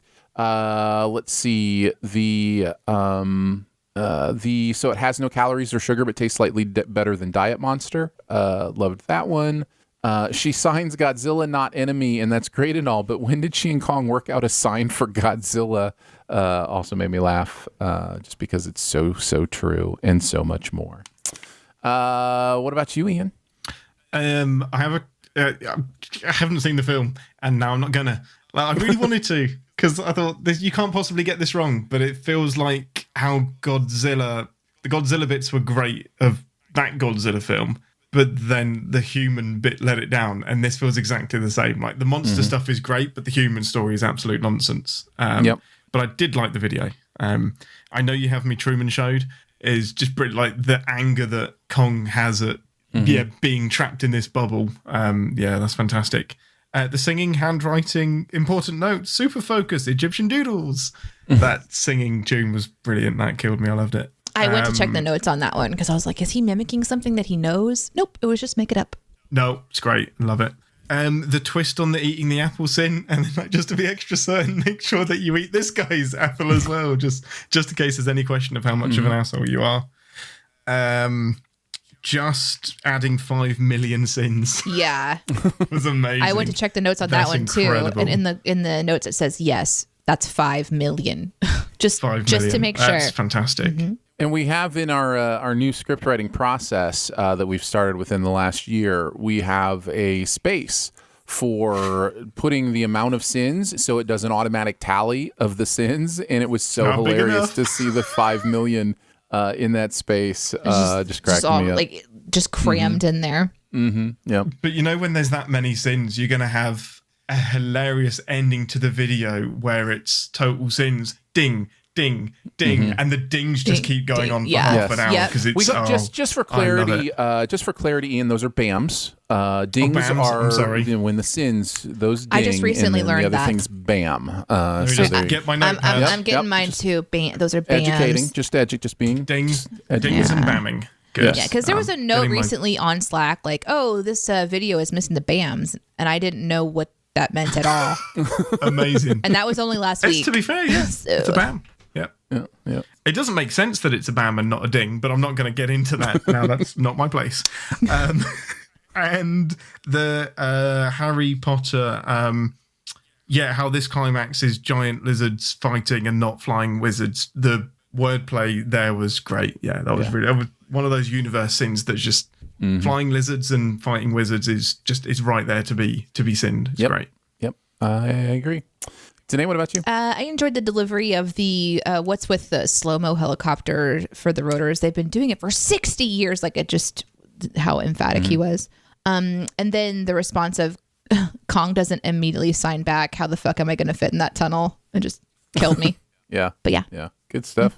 All right, let's move on to Epic. This was a huge share script. Danae and Barrett writing on this one. Oh, yeah. Did he have anything to say about Epic? Think so. He said, there's a reason Epic came and went without much fanfare. This is a movie I would have totally taken my kid to see if I knew it existed at the time. Alas, I did not. And when Chris put it on the schedule, it was the first I'd heard of it. It's not a bad movie. Good vocal talent, decent animation. My favorite sins were about Beyonce and the one where Jeremy sings the faux Willy Wonka song. A couple of things that really chap my ass, though, is the stunt casting of Steven Tyler and that bullshit song in the middle of the movie that had nothing to do with anything, and the fact that Amanda, is it Seyfried? Yes. And PETA That's how I say it. we're totally in love after less than 24 hours. This movie didn't need a love story plot thread, and movie forced it in there regardless. And then he ends by saying underboob. Well, there you go. Thanks. The chat That's had some just unfortunate- settled down, and now you threw it back out there. I'm just reading what's in front of me. Yeah, just left it hanging out there underneath for them to grab. Just right there. With consent. With consent. Danae, I am so curious to hear your thoughts on this movie. Yeah. What did you think? I really wanted to like this movie. I love the idea of shrinking into a fairy world. Like, that's something I've been imagining since I was a little kid. So I'm super down for that. The forced love story thing is interesting because, spoiler for the anyone who doesn't want to be spoiled on this, sorry. At the end, she's back to big size and then leaving to go hang out with the little guy, as if they do have some sort of existing relationship beyond the film. And I'm just thinking about size and proportions and way overthinking. This is like the Incredible Hulk should never have a relationship, just in case he gets too The excited. TV show Boys has dived into this idea of Indeed. yes. I kind of actually like, though, that they leave it a bit open-ended. Like, you can have a little adventurous kiss and it doesn't have to be something more. And so I actually kind of enjoyed that in a way where sometimes you want to have the bow on the end to see, you know, what the story writers intended, and you feel a little like left undone. But as time goes on, I actually kind of enjoy those open-ended things because then I can kind of fill it in. Maybe they're friends. Maybe she gets to go back and shrink and become little person, and she and her dad can kind of hang out with all of the fairy creatures and then turn big again later. I don't know. Those I really wish that I could have some answers to, but it feels more like a, you know, Epic 2 type of a thing. I do like this movie, though, and I think it's one that is it's a good story, and it's one that I could recommend to parents and that have kids or just are looking for something to watch that's not crazy over the top. Shrinking movies are fun. They are.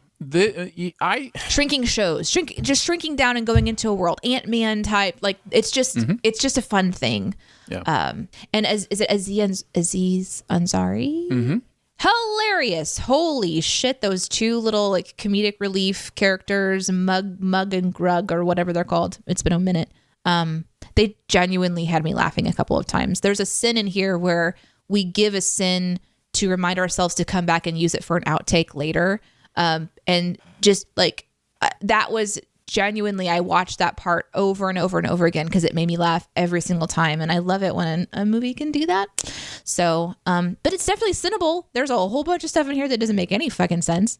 And that's true of most things, but this one definitely has some plot holes. So is it like ironclad, one of the best stories of all time? Nah, but it's good. I thought this movie was terrible. I think for me, I think you're right. It's a beautiful world. Like it's like, okay, like to go in here, they do a good job at making it look great, and it feels like a fun universe. It just makes no sense I didn't know what I was supposed to be thinking, feeling, who I was supposed to be.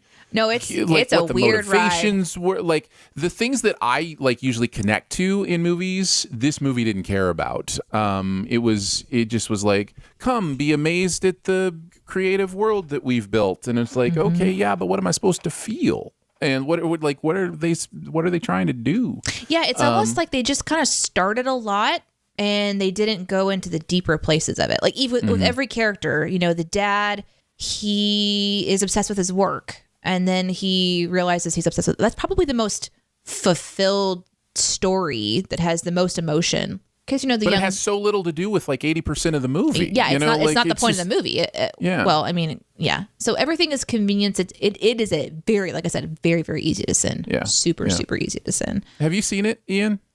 No, I haven't. So I remember it coming out, but honestly, the title put me off because the words, if I remember at the time, the word epic was much more like kind of in the cultural zeitgeist sort of thing where everything was epic. Oh my God, dude, that's epic. And it immediately felt like this isn't telling me anything about this story. And the trailer doesn't look particularly epic. You're not telling me anything about the movie with that title. And that was enough for me to not watch it. Yeah. And then it came and disappeared and I had no reason to revisit it. No. Yeah, when you start asking questions about this movie, it just falls apart. How is the one queen the only one that knows anything about anything? That just falls apart. Like everything, if you just pick a little bit, it just kind of starts to fall apart. But I still think it's one that is okay. Like it's okay because I think it doesn't. I don't know. I wasn't really expecting a lot. The things that make movies enjoyable to you or things to watch enjoyable to you are here. You know what I mean? Like, look at that. We watch movies hilarious differently. Little creatures. Yeah. Fantasy universes. What? I like it. Yeah. That's so weird. Yeah. Let's get into the sins. Ian, I'm going to let you kick us off on this one. What were some of your favorite moments from this video? You can't punch a cloud. I just love that observation. It's like, well, I mean, it's one of those things that doesn't need to be said, but also absolutely needs to be said. Yeah. Yeah. Mm-hmm. Loved it. The reference to Thomas the Tank Engine getting derailed at the end of Ant-Man was an excellent equivalency. Love that. I'm not going to steal the Red Dead Redemption reference. You should. Even though I just did. But that was a great nod. Really, really good. Yeah, love that. Well done, Aaron, for that. That's a deep cut for you. Thank you. I appreciate that. Very impressive. Yeah. That was Barrett. But and the family that gets concussed together is nonplussed together. Loved it. With the various meanings of nonplussed, absolutely love that scene. We have to have this conversation again. Here we go. We have to have this conversation one more time. Here we go. It's wrong, but it rhymes.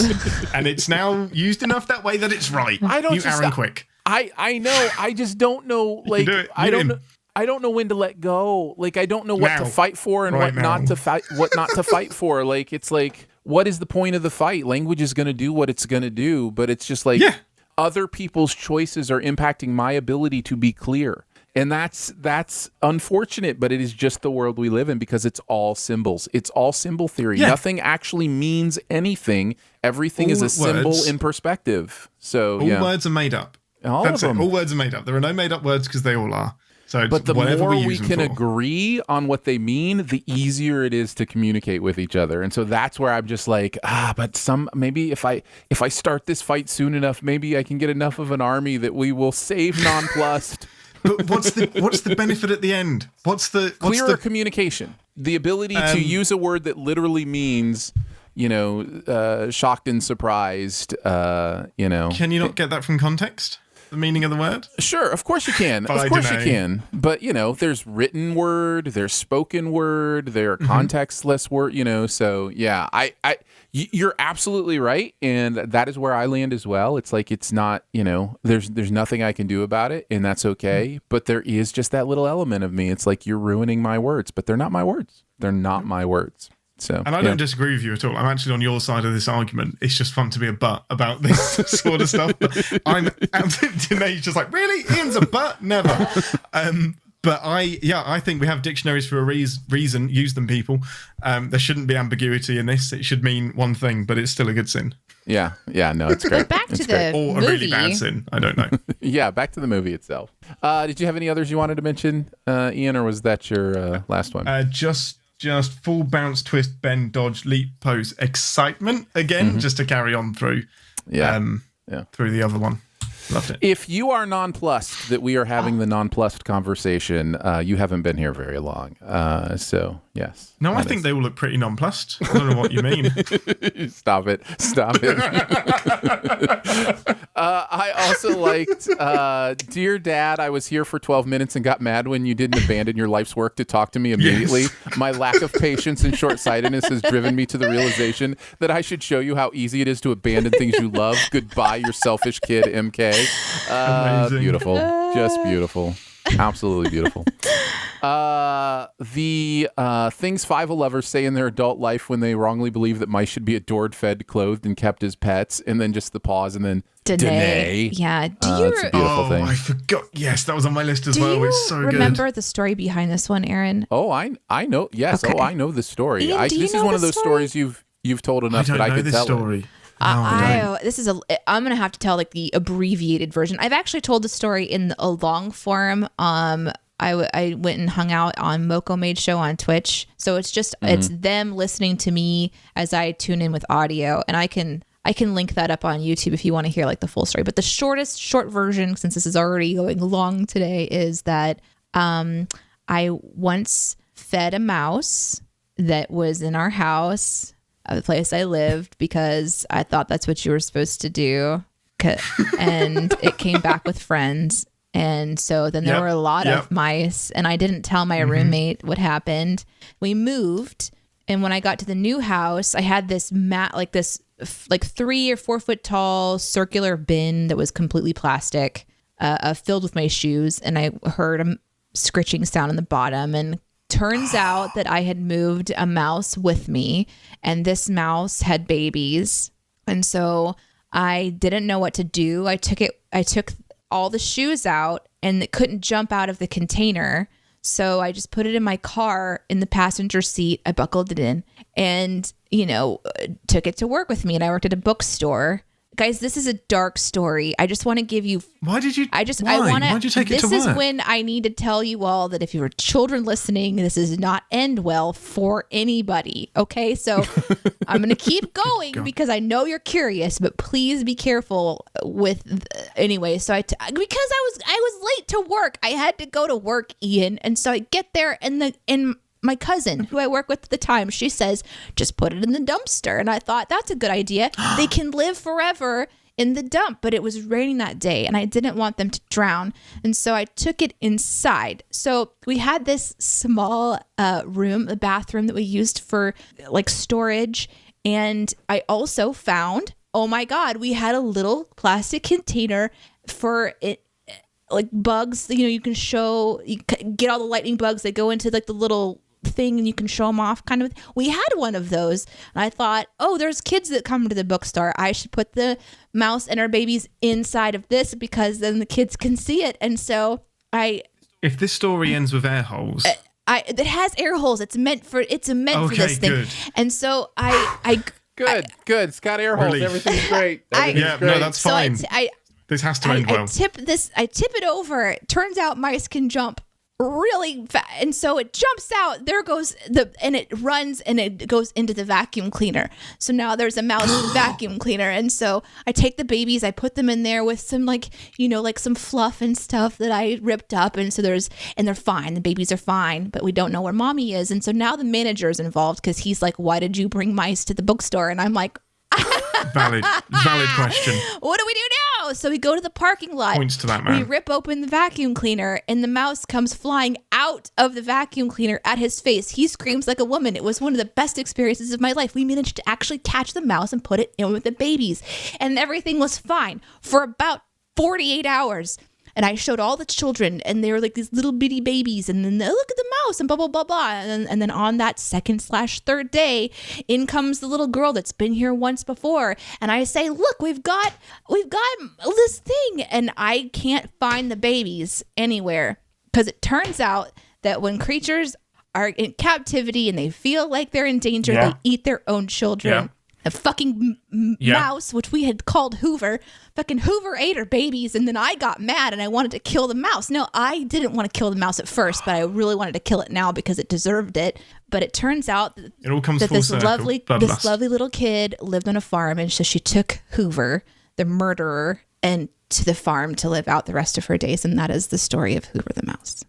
Murder. I don't know if you would say murderer or infanticide cannibal. Mouse. Nice. But Good yeah, Lord. That started out as the literal animal version of the Toy Story film and then turned into something like hostile and I know. yeah, something very different. I told you it got dark really fast. Yep. So that's the origin story of that one, and that, people, is why you don't get high and feed mice. All right, moving on. It's like watching The Road. Have you ever seen The Road? No. No, I haven't actually. Anyway, I'm going to watch The Road. No, I'm not going to watch The Road. If it's anything like that story, I don't need to. That's fine. We can call it the rodent. guys. We can call it. Guys. Nice. Anyway, Nice. that You was never that stopped. story. I don't even remember who was talking anymore. It was such a. I don't know, but I'm I think nonplussed. I was going through my favorite sins. Danae is where we left off. That's the first shout out I have. That's the first official shout out. Isn't it? No, it is. Maybe in CinemaSins, not on TV Sins, but okay, yeah, there you go. I was gonna say we shouted out you being very particular about how you spell your name, which I am not. That was the most ironic thing, but I am not. People call me Deanie all the time. Denis. Yep. There's no K in there. It's not Denis. Let's see. I won't bother to tell you where right now. You'll just have to wait until we start flying in the direction of my choosing, because I'm determined and pretty and have a fierce forking ponytail. Yes. Yeah, Nice. Love that one. Honey, I Shrunk the Kids again, and also You're Dead made me very, very happy. And I think you've mentioned the others. Although I did really enjoy the pointing out of the different things during the credits running. I thought that was really fun as well. Yeah, Those that are was fun cool. to find. I liked that. Today, what about you? I liked Barrett did this one, the movie that has 936 storylines, only 1.5 of which is actually necessary. Every time that came up, I chuckled and I really enjoyed that. It's so true. I liked she got in one little fight, got distraught and real flared. I thought that delivery was really fun. That's great. Saving shed things from dead things, and this brutal one, I would feel bad for this now pilotless bird, but then I remembered it's just a fucking bird.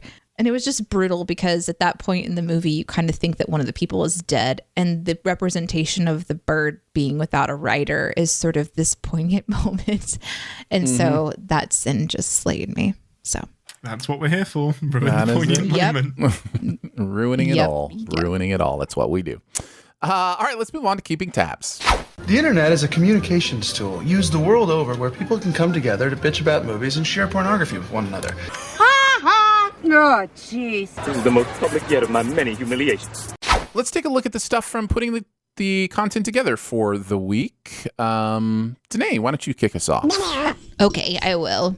I'll do it. Here we go. These are all the things that I did look up for this movie. Are you ready? It's good.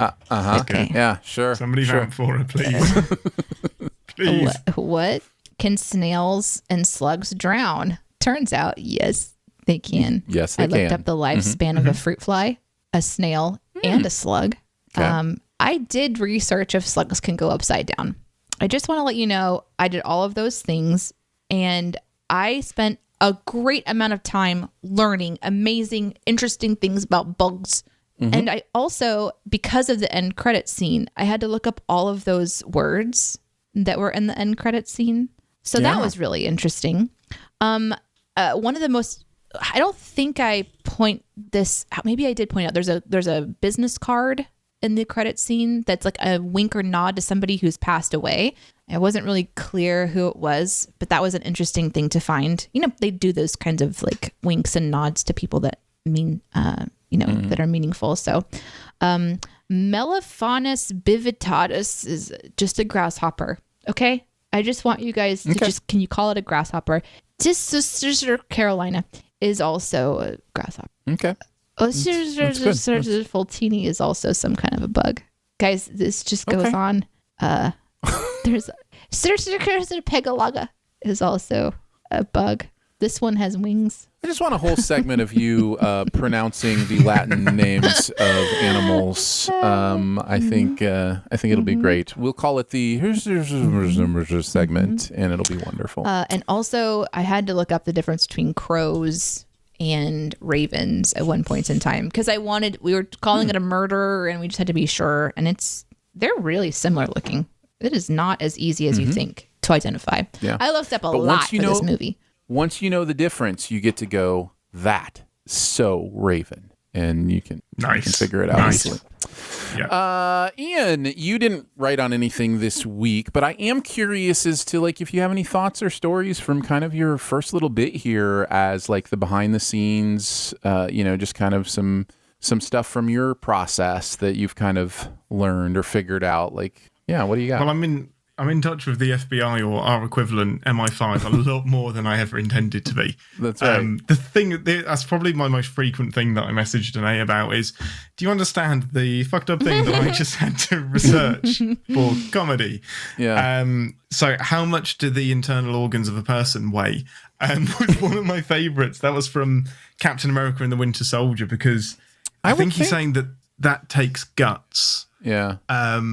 I would think the MI5 would be glad that you're researching it and not just figuring it out in real life, As I go. Yeah. So are you saying that everybody that hasn't Googled that is being investigated? Correct, and I'm the only one that's I think safe? that is, good. Yes, yeah. Excellent. I think you put yourself on the green list with that one. Fantastic. That's one way to nonplus an entire population.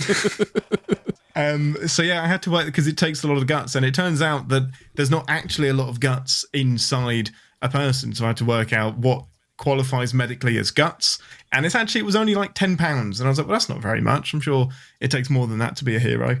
And I think this week, without any spoilers, I had to do a deep dive on what exactly causes a brain freeze and what that is linked to. And I was quite happy that the show got it massively wrong, but I now know what causes a brain freeze, which is great. There you go. Yeah, the crazy stuff you have to look up, the amount of tabs you have open is insane. Yeah. Yeah. I have a couple things to talk about from this week's videos. One is a pronunciation thing. When you're narrating, you have to, or you try to pronounce things correctly. And the nut that is spelled ALMONDS almond is actually pronounced almonds. The L is silent, and I that is something I've only learned recently, so I wanted to pass that out.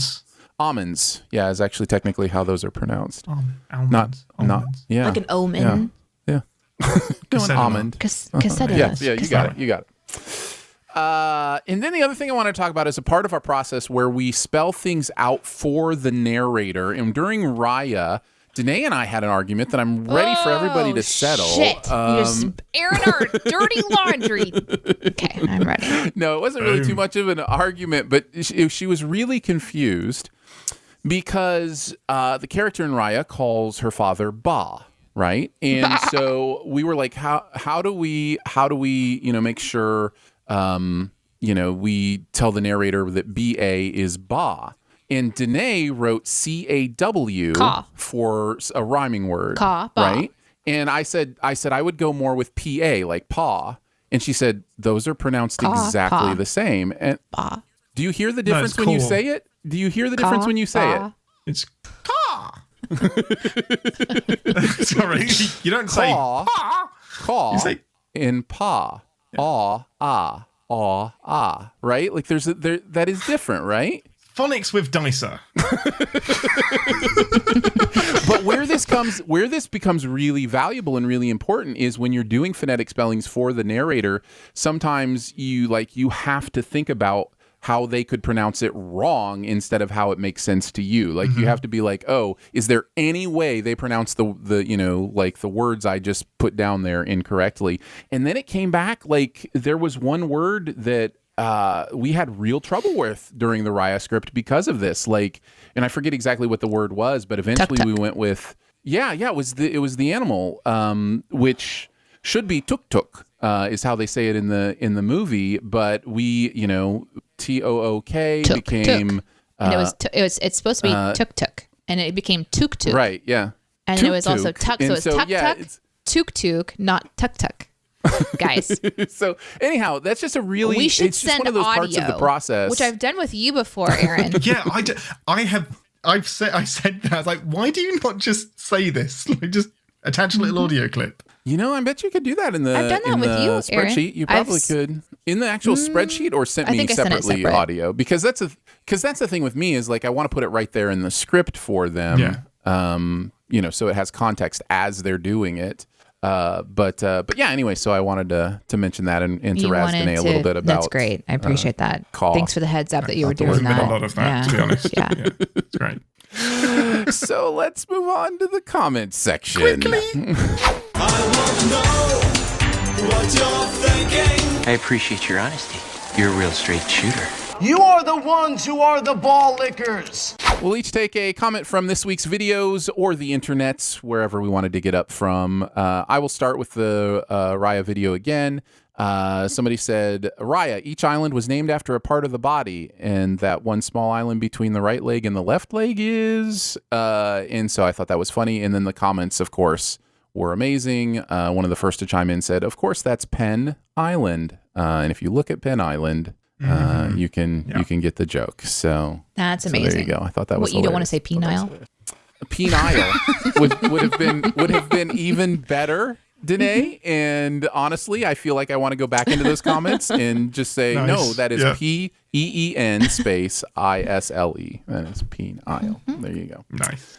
Danae, what about you? I also chose one from Raya. This is from Nathan, who says, I realize that this is nitpicky. Hey, welcome. We can handle it. But this is CinemaSins comment section.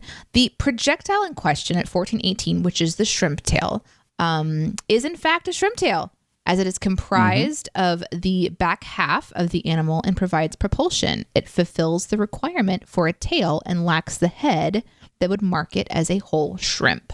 And I just wanted to say, thanks for the education. Yeah. It's not what I've always imagined a shrimp tail to be, but they are absolutely correct, and that's a you done messed up AA Ron moment right there. I just really am happy that you razzed me and then I just inadvertently got to do that. That was nice. That's nice. Amazing. But yes, it is called the entire what we call shrimp is called the shrimp tail in many cultures. So there you go. Interesting. Ian, what about you? Mine comes from the Dua Lipa video. From Tycom125, and it's just one of those comments that has just ruined something for me, so I just wanted to share it with the world in the hope that it ruins it for you as well. Nice. Never Be Your Woman, the song I had long mistook for sampling the Imperial March from Star Wars, and I now condemn you to not always hear that. If you compare the two, it's not perfect, but it's close enough that I can now not unhear it. That's unfortunate. Thanks. That is I did unfortunate, really like that and song. thank you for passing on that to the rest of us. You're welcome. All right, let's move on to Beyond the Sins. To infinity and beyond! Somewhere beyond my wild history.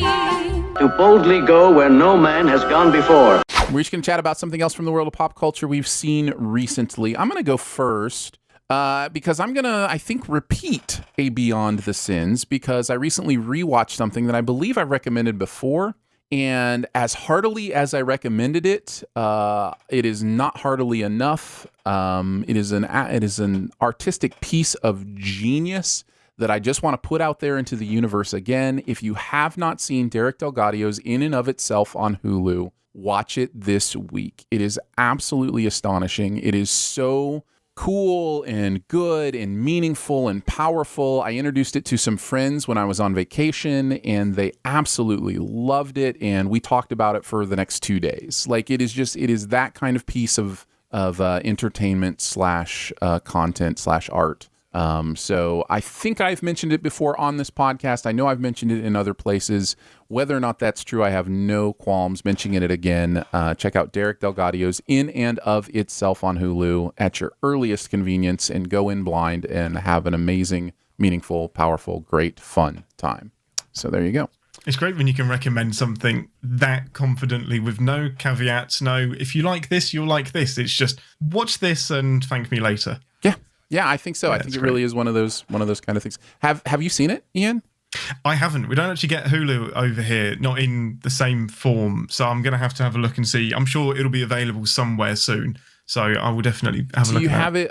Do you guys have like the Star section of Disney Plus? Through Disney like Plus, Hulu? we do. Yeah. So it might be in there. And in and of itself is another one of those phrases that's been morphed and broken in a lot of ways. So I'm really glad the title of this got it right.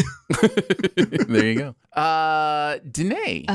Oh, hello. What do you got? I'm going to talk about a game that I have been kind of obsessing over. It's called Zentris. It is like Tetris, but Zentris instead. Okay, listen, I don't know how to describe this very well, but you have here's what I like about it. It's a simple gameplay. You play until you can't make a move, and then you can just play over again. So it's not like an intrusive game, but you are given just like the same kind of Tetris, what do you call them? Shapes? Pieces? No.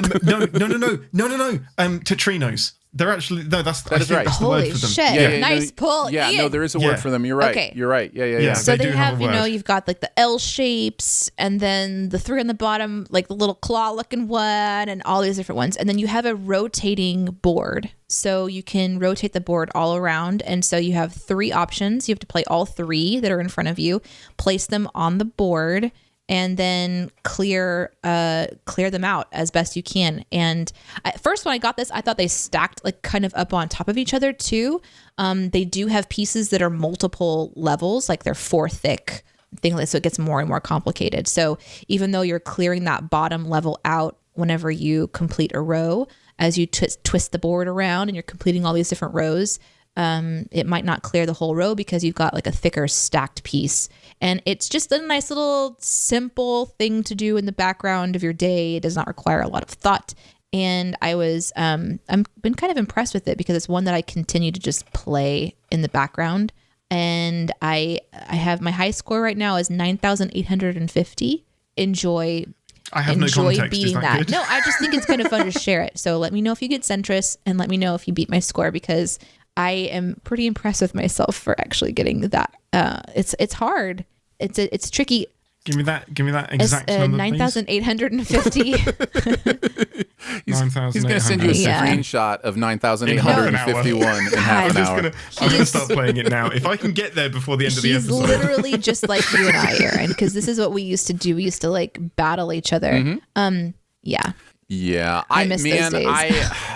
I just re-downloaded Balloons, TD Balloons, where you've got the monkeys that shoot the balloons in the tower defense, and it is owning my life right now. And I'm like at and I'm like at that point where I'm like, okay, do I need an intervention? Do I need I'm just like, there are some games that are like that. I love TD Balloons, and I had forgotten, and now it's over. My life is over. I almost recommended TD Balloons to someone recently, but I can't get into that game. Yeah. I need to sit down with it a little bit more. But so this one again is called Zentris.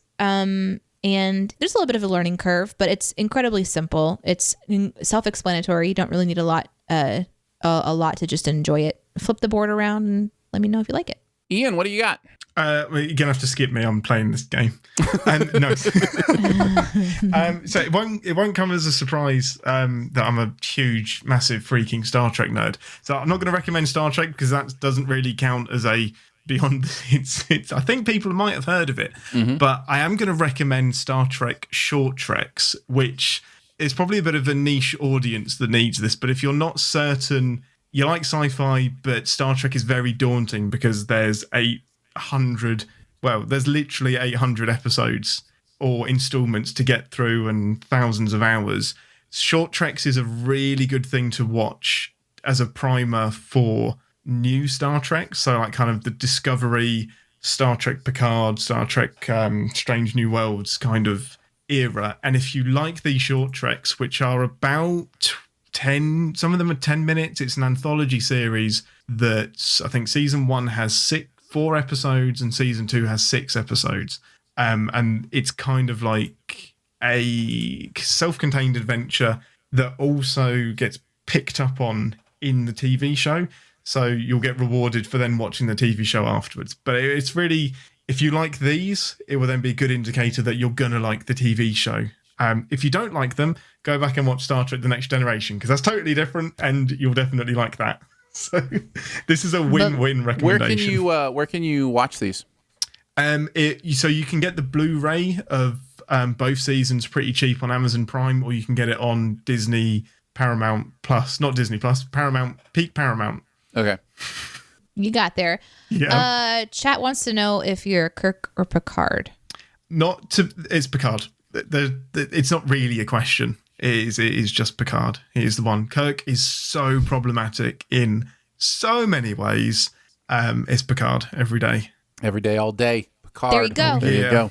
There you go. So, in and of itself is on Hulu. Zentris is on your app store, and Star Trek Short Treks should be on Paramount Plus. Well, that's going to wrap it up for Behind the Scenes this week.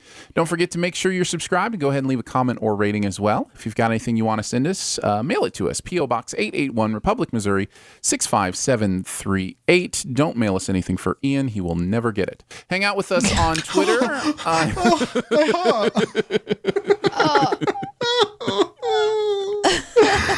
We have the technology. We can post it to him. No.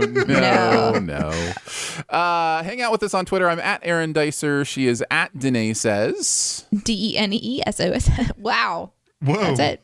That's it today. Very nice. And he is at Galactic_Dave. So for Ian Whittington, Danae Hughes, a cannibalistic infanticidal field mouse, and myself, we will see you next week. Bye. Happy Jonathan's on vacation day. Thanks for listening. Send any feedback to bts@cinemasins.com. And be sure to subscribe, rate, and comment. Find more ways to connect by visiting cinemasins.com/BTS. I can't hear you. Why can't I hear you? Shit. What have I broken? I broke something. Why am I breaking things? Oh God, why? And I love it when you write a sin that then catches you off guard. Like, I told the editors to do the thing, but when the thing happened, it killed me and Danae. And I didn't know it was coming at all. And so it was all of a sudden, it was just like, bam! And we both... 18 arrows on the screen. It was amazing. It was so good. There is this beautiful thing that happens that you fall in love with, where you conceptualize something, and then you put it into the editing process, and then you kind of forget about it a little bit. And then by the time the edit comes out, you see it and you're like, oh yeah, I thought of that thing I thought of. It's hilarious. The thing that I did go me. I'm fucking hilarious. Let's do some checky on your techie. Oh no, we can't. Yeah, we can't talk about any of the cool stuff. This is the life of a B-team member, is living in a constant state of what is reality, what time is it, like what's released, when are we on the calendar, what's out, what can we say. Why am I so exhausted when I apparently wrote nothing this week or last week, according to this episode? That's right. I know Ian's chomping at the bit to change his Twitter handle, or not his Twitter handle, but his Twitter profile to include. No, yeah, just change my Twitter handle to CinemaSins. That's going to get really confusing. I think it's taken. I think it might be taken. It hasn't got a blue tick, so it doesn't count. That is true. Don't fire me. Wow. I think the mantle of don't fire me has officially been handed from Danae to me. Congratulations, it's now yours, and that one may actually get you canned. So good job. Please don't fire me, guys. Excellent work. Danae, just because I know you're always open to correction and it's one of your favorite things. No. The phrase is champing at the bit, not chomping at the bit. You know what? Correct. Fuck you. That's what a horse. The bit is the piece that the horse holds onto, and champing is what they do to it. Yeah, they also chomp on the bit. Yeah, but they don't chomp the bit. Oh my God, there's two of us. This is my fucking nightmare. I thought I was ready for this, but I'm not. I'm just gonna take I'll be back. I'm just gonna go compose myself. Okay, bye. Poor Danae. One thing that what was it? I don't even know when it came up, but the word came up. The word, Ian. The word that you mispronounce and that she thinks you miss Quesadilla. Yeah. Yes, yeah. It came up naturally in a show we were doing or something, and I said something like, "I believe you mean quesadilla," and she says, "And we have a friend who pronounces it whatever. How do you say it?" Quesadilla. That's what we're going with. The English pronounce it quesadilla. So I have to ask you, when is the reveal? When are we revealing that this has been a wool? We're in July now, so maybe 2029. Or maybe if you include this in the outtakes. Yeah, maybe I just put this in the outtakes. No, she doesn't listen to this. That will be the Perfect. test. Do it. You have my permission to put it in the outtakes, and then we can give her crap in 2029. Well, if you listened to Behind the Sins, you'd have found out 7 years ago. Ian has Danae believing that he mispronounces the word quesadilla, quesadilla. And, not just me, all of England. Yeah. Everyone. Oh, that's right. She thinks it's the entire country. Okay. Thinks it's a regional thing. Yeah. Mm-hmm. Yeah, exactly. Yeah. Fun times. We'll see if she listens. Yeah. So is she still prepping? Is that what she's doing? I mean, I assume so. Are you prepped? Are you completely prepped? I'm prepped. I'm good. See, it's not that hard, right, Ian? I'm not doing that. Nope. Nope. You can Join sink me, Ian. No, you can sink that ship on your own. I am not being a part of that Poseidon adventure. Nope. Nope. Sorry. Yeah, the original or the remake? The one in 1979, the original. Yeah. Or 77, something like Hackman, that. Hackman, right? Gene Hackman, is it? Yeah, Gene Hackman. That's the one. That's good. That's some good stuff. That's just a fun little disaster adventure. I watched Airport recently, which was like one of the first like disaster movies. Yeah, and we're going to lose Danae immediately. Yeah, we got her back for a second, but we were talking movies. All right, next time I'll have to notice when she's about to put her headphones on and just say, "So tell me about your favorite kinds of puppies," or something. I don't know. Or something D&D based. Yeah. Yes. We'll talk about character sheet or something. I finally did what Danae couldn't do. Danae, I got Aaron into D&D. I'm so sorry. Right. Yes, I'm totally excited now. Yeah. But yeah, I was watching Airport. And I can't remember if I've seen it, to be honest. It's ringing bells. It's really good. It's really good. Like those old disaster movies were so focused on character development, whereas new disaster movies are all about the explosions and the disaster part. But what I think we've lost in the balance is the idea that the character development actually makes the disaster part so much more meaningful, like so much more interesting. Towering Inferno springs to mind. Yeah. And that's not like kind of world-ending disaster, but it is a disaster film. But that is not about the Inferno at all. That is all about the emotional stuff that your man is going through. And Poseidon Adventure is like that as well. Like it's got some, because it's the situation that becomes more interesting because we're invested in the people in the situation. So you get to ask all those questions like, what would I do in that situation? What would I do if I were this person? It's when you think about D&D, oh man, it was so close. So close. But gotta be on top of it. I think Titanic got it right a little bit. Oh, agreed. Yeah, that's probably Dungeons why and Dragons it's is amazing. I mean Dungeons and Dragons and puppies and Dungeons and Dragons and puppies. And puppies. When you do puppies and Dungeons and Dragons, cool. D&D and P with I and A. Hello, hey guys. You ready for your big 4th of July weekend, guys? Oh, no, we call it something completely different over here. Oh, you're talking to somebody Happy Ungrateful Colony Day.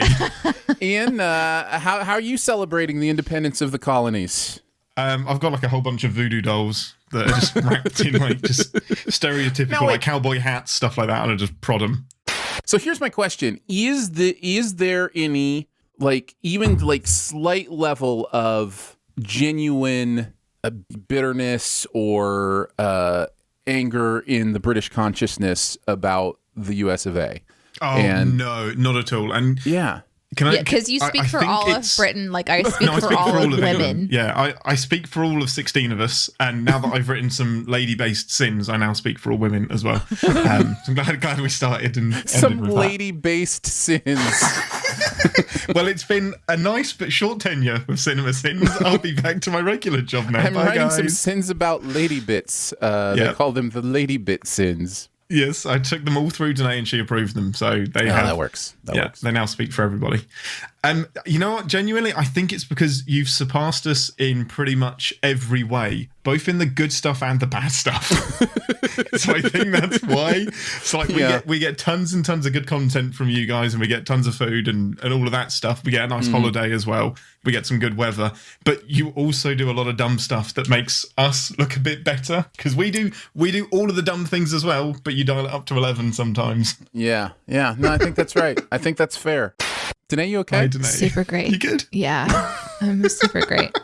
It's like watching my two best friends just like get so excited talking back and forth, and I realize like I don't have to do anything anymore. I don't have to talk. I don't have to lead conversation. I don't have to have, I could literally just sit here and you guys could just take it away, which is great because I'll just work. So this whole like BTS Danae gets distracted thing, this is it. This is my dream come true. It's Aaron and Ian just like talking so excitedly about so many things, and I'm loving it. We have a really good shipping name, Arian. That works really well, Arian. Oh, that's great. That works.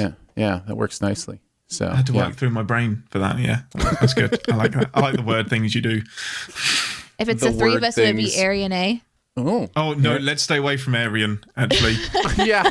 Wait. Let's not do that. I've rethought this. Yeah, there was in something light in of my our brain previous that didn't work. conversation and many other things, and I'm gonna go ahead and say I was wrong about our shipping name. It is terrible, and we will never use it. Yeah, I'm gonna veto that one immediately. No, not immediately. No, immediately you were like, no, that sounds great. That sounds amazing. You know what? For the first 5 minutes, it seemed like a good idea, but the more we get into it, the more extreme it seems to be getting. Yeah, I think that is correct, and we will now pretend this never happened. We genuinely make people uncomfortable sometimes in we should talk public about that. situations where we disagree, like because we are very Aaron and I are upfront with each other. Mm-hmm. Well, although that last one is now one that is probably one of my favorite arguments ever, because Aaron had to go back and edit it, obviously, and so he got a chance to listen to it and hear where things started to go wrong. Oh, that's amazing. And so like he was sending me, I think it was an audio message of you as you're editing going, okay, this is the exact moment when you thought this which is totally understandable. And I was going this, also understandable. Yeah. Oh, no. You know what's even funnier about that example? I think it's the best example ever. Because the misunderstanding that I'm re-listening to where we interpreted it differently was me saying that the previous misunderstanding we had was my fault. And she thought I was saying it was her fault. And it was the way he said it, too. And it was just the way I said it was like, I was literally like complete mea culpa. This was totally me, not you. You're absolutely right, was my intention. And what she heard was me still trying to like, double down or whatever. Oh, my God. The argument took the form of an apology. That's the worst. You also think I have red hair. You do have red hair. Look at that. I don't have red hair. Aaron, what color does his hair look right now? His hair is red. His hair, I mean, it looks, no, it really does. It looks really red right now. It's the lighting. It is absolutely, it's gorgeous. I mean, I love that look. It matches your beard. Like, but it doesn't because my beard is red. In this lighting, though. In this lighting, they look identical. They look the same. I'm just telling you. I am saying that to be true, and I haven't told Aaron to say any of this. I promise. This is like, oh man, this is like when Captain Picard is being convinced that there are 5 lights and there are only 4 lights, and he's just screaming, "There are 4 lights!" I was like, my hair is not red. I do have some sympathy because for the first year of our relationship, Danae insisted that my eyes were blue. And I still have no idea like where she would get No, you're blue. not wrong. I legitimately every once in a while still like look over and they look blue. Oh no, they're like green. Or grey. But sometimes they look a little Doesn't blue. Aaron look pretty? Isn't he just so pretty? Oh, thank you. Yeah, they're hazel. They've got like green and brown and, that kind of thing going on. But, yeah. Good. I hate colours. It's just... probably not something to say after our previous Aryan conversation. No, well, that's not what I meant. Let's cut that. Welcome to Out of Context Outtake Quotes. Yay! I hate colour. Oh dear, can't spell Aryan without Ian. I mean, you also can't spell lesbian, but yeah, that doesn't matter. It's not lesbian if there's a little Ian in there. So that's... Oh my God, perfect. Nailed it, ironically. I don't know. I don't know if this is a good idea anymore. Like, sitting in the green room, sitting in the green room. They can't hear me. Can they hear me? No, they can't hear me. So basically, I'm going to go, I'm Aaron Dicer, and I'm joined as always by Danae Hughes, right? And then I'm going to go, we write for CinemaSins, TV Sins, do various other things inside the CinemaSins universe as well. And we're also joined today, and then I'll introduce Ian. AKA. I'm going to get there. Nope. Last name, please. Oh, wow. Wow. You know, I kind of don't want to tell you. And that way you have to have this awkward moment in the actual show. Aaron just forgot my last name. Ian Galactic Dave? Is no, that the... No, that's not my last name. Definitely not. Ian. That's not it. Ian. It's good. It starts with a K. You're such an ass. It doesn't start with a K. Who do you think Ian's talking to over there? You ass hats. Like he's literally just he's literally just behind the scenes, just like talking. Is he on the phone? Oh no! God, he's just gonna make it really difficult. Ian. Starts with a K. This is easily Googleable. Just go to my Twitter. It doesn't start with a K, Aaron. I can't lie to you. I've got it typed. I'm sorry. Screw it. No. I'll put you out of your misery. Does it start with an M? Nope. It would be beautiful if you didn't check his messages. Or do we just tell you? Yeah. No. Let me think. It's really easy because Whittington. Yeah. How did you do it? By magic. I don't know. Because it just came to me. He's witty. You can think like Ian is witty, and that can kind of like nice. That's original.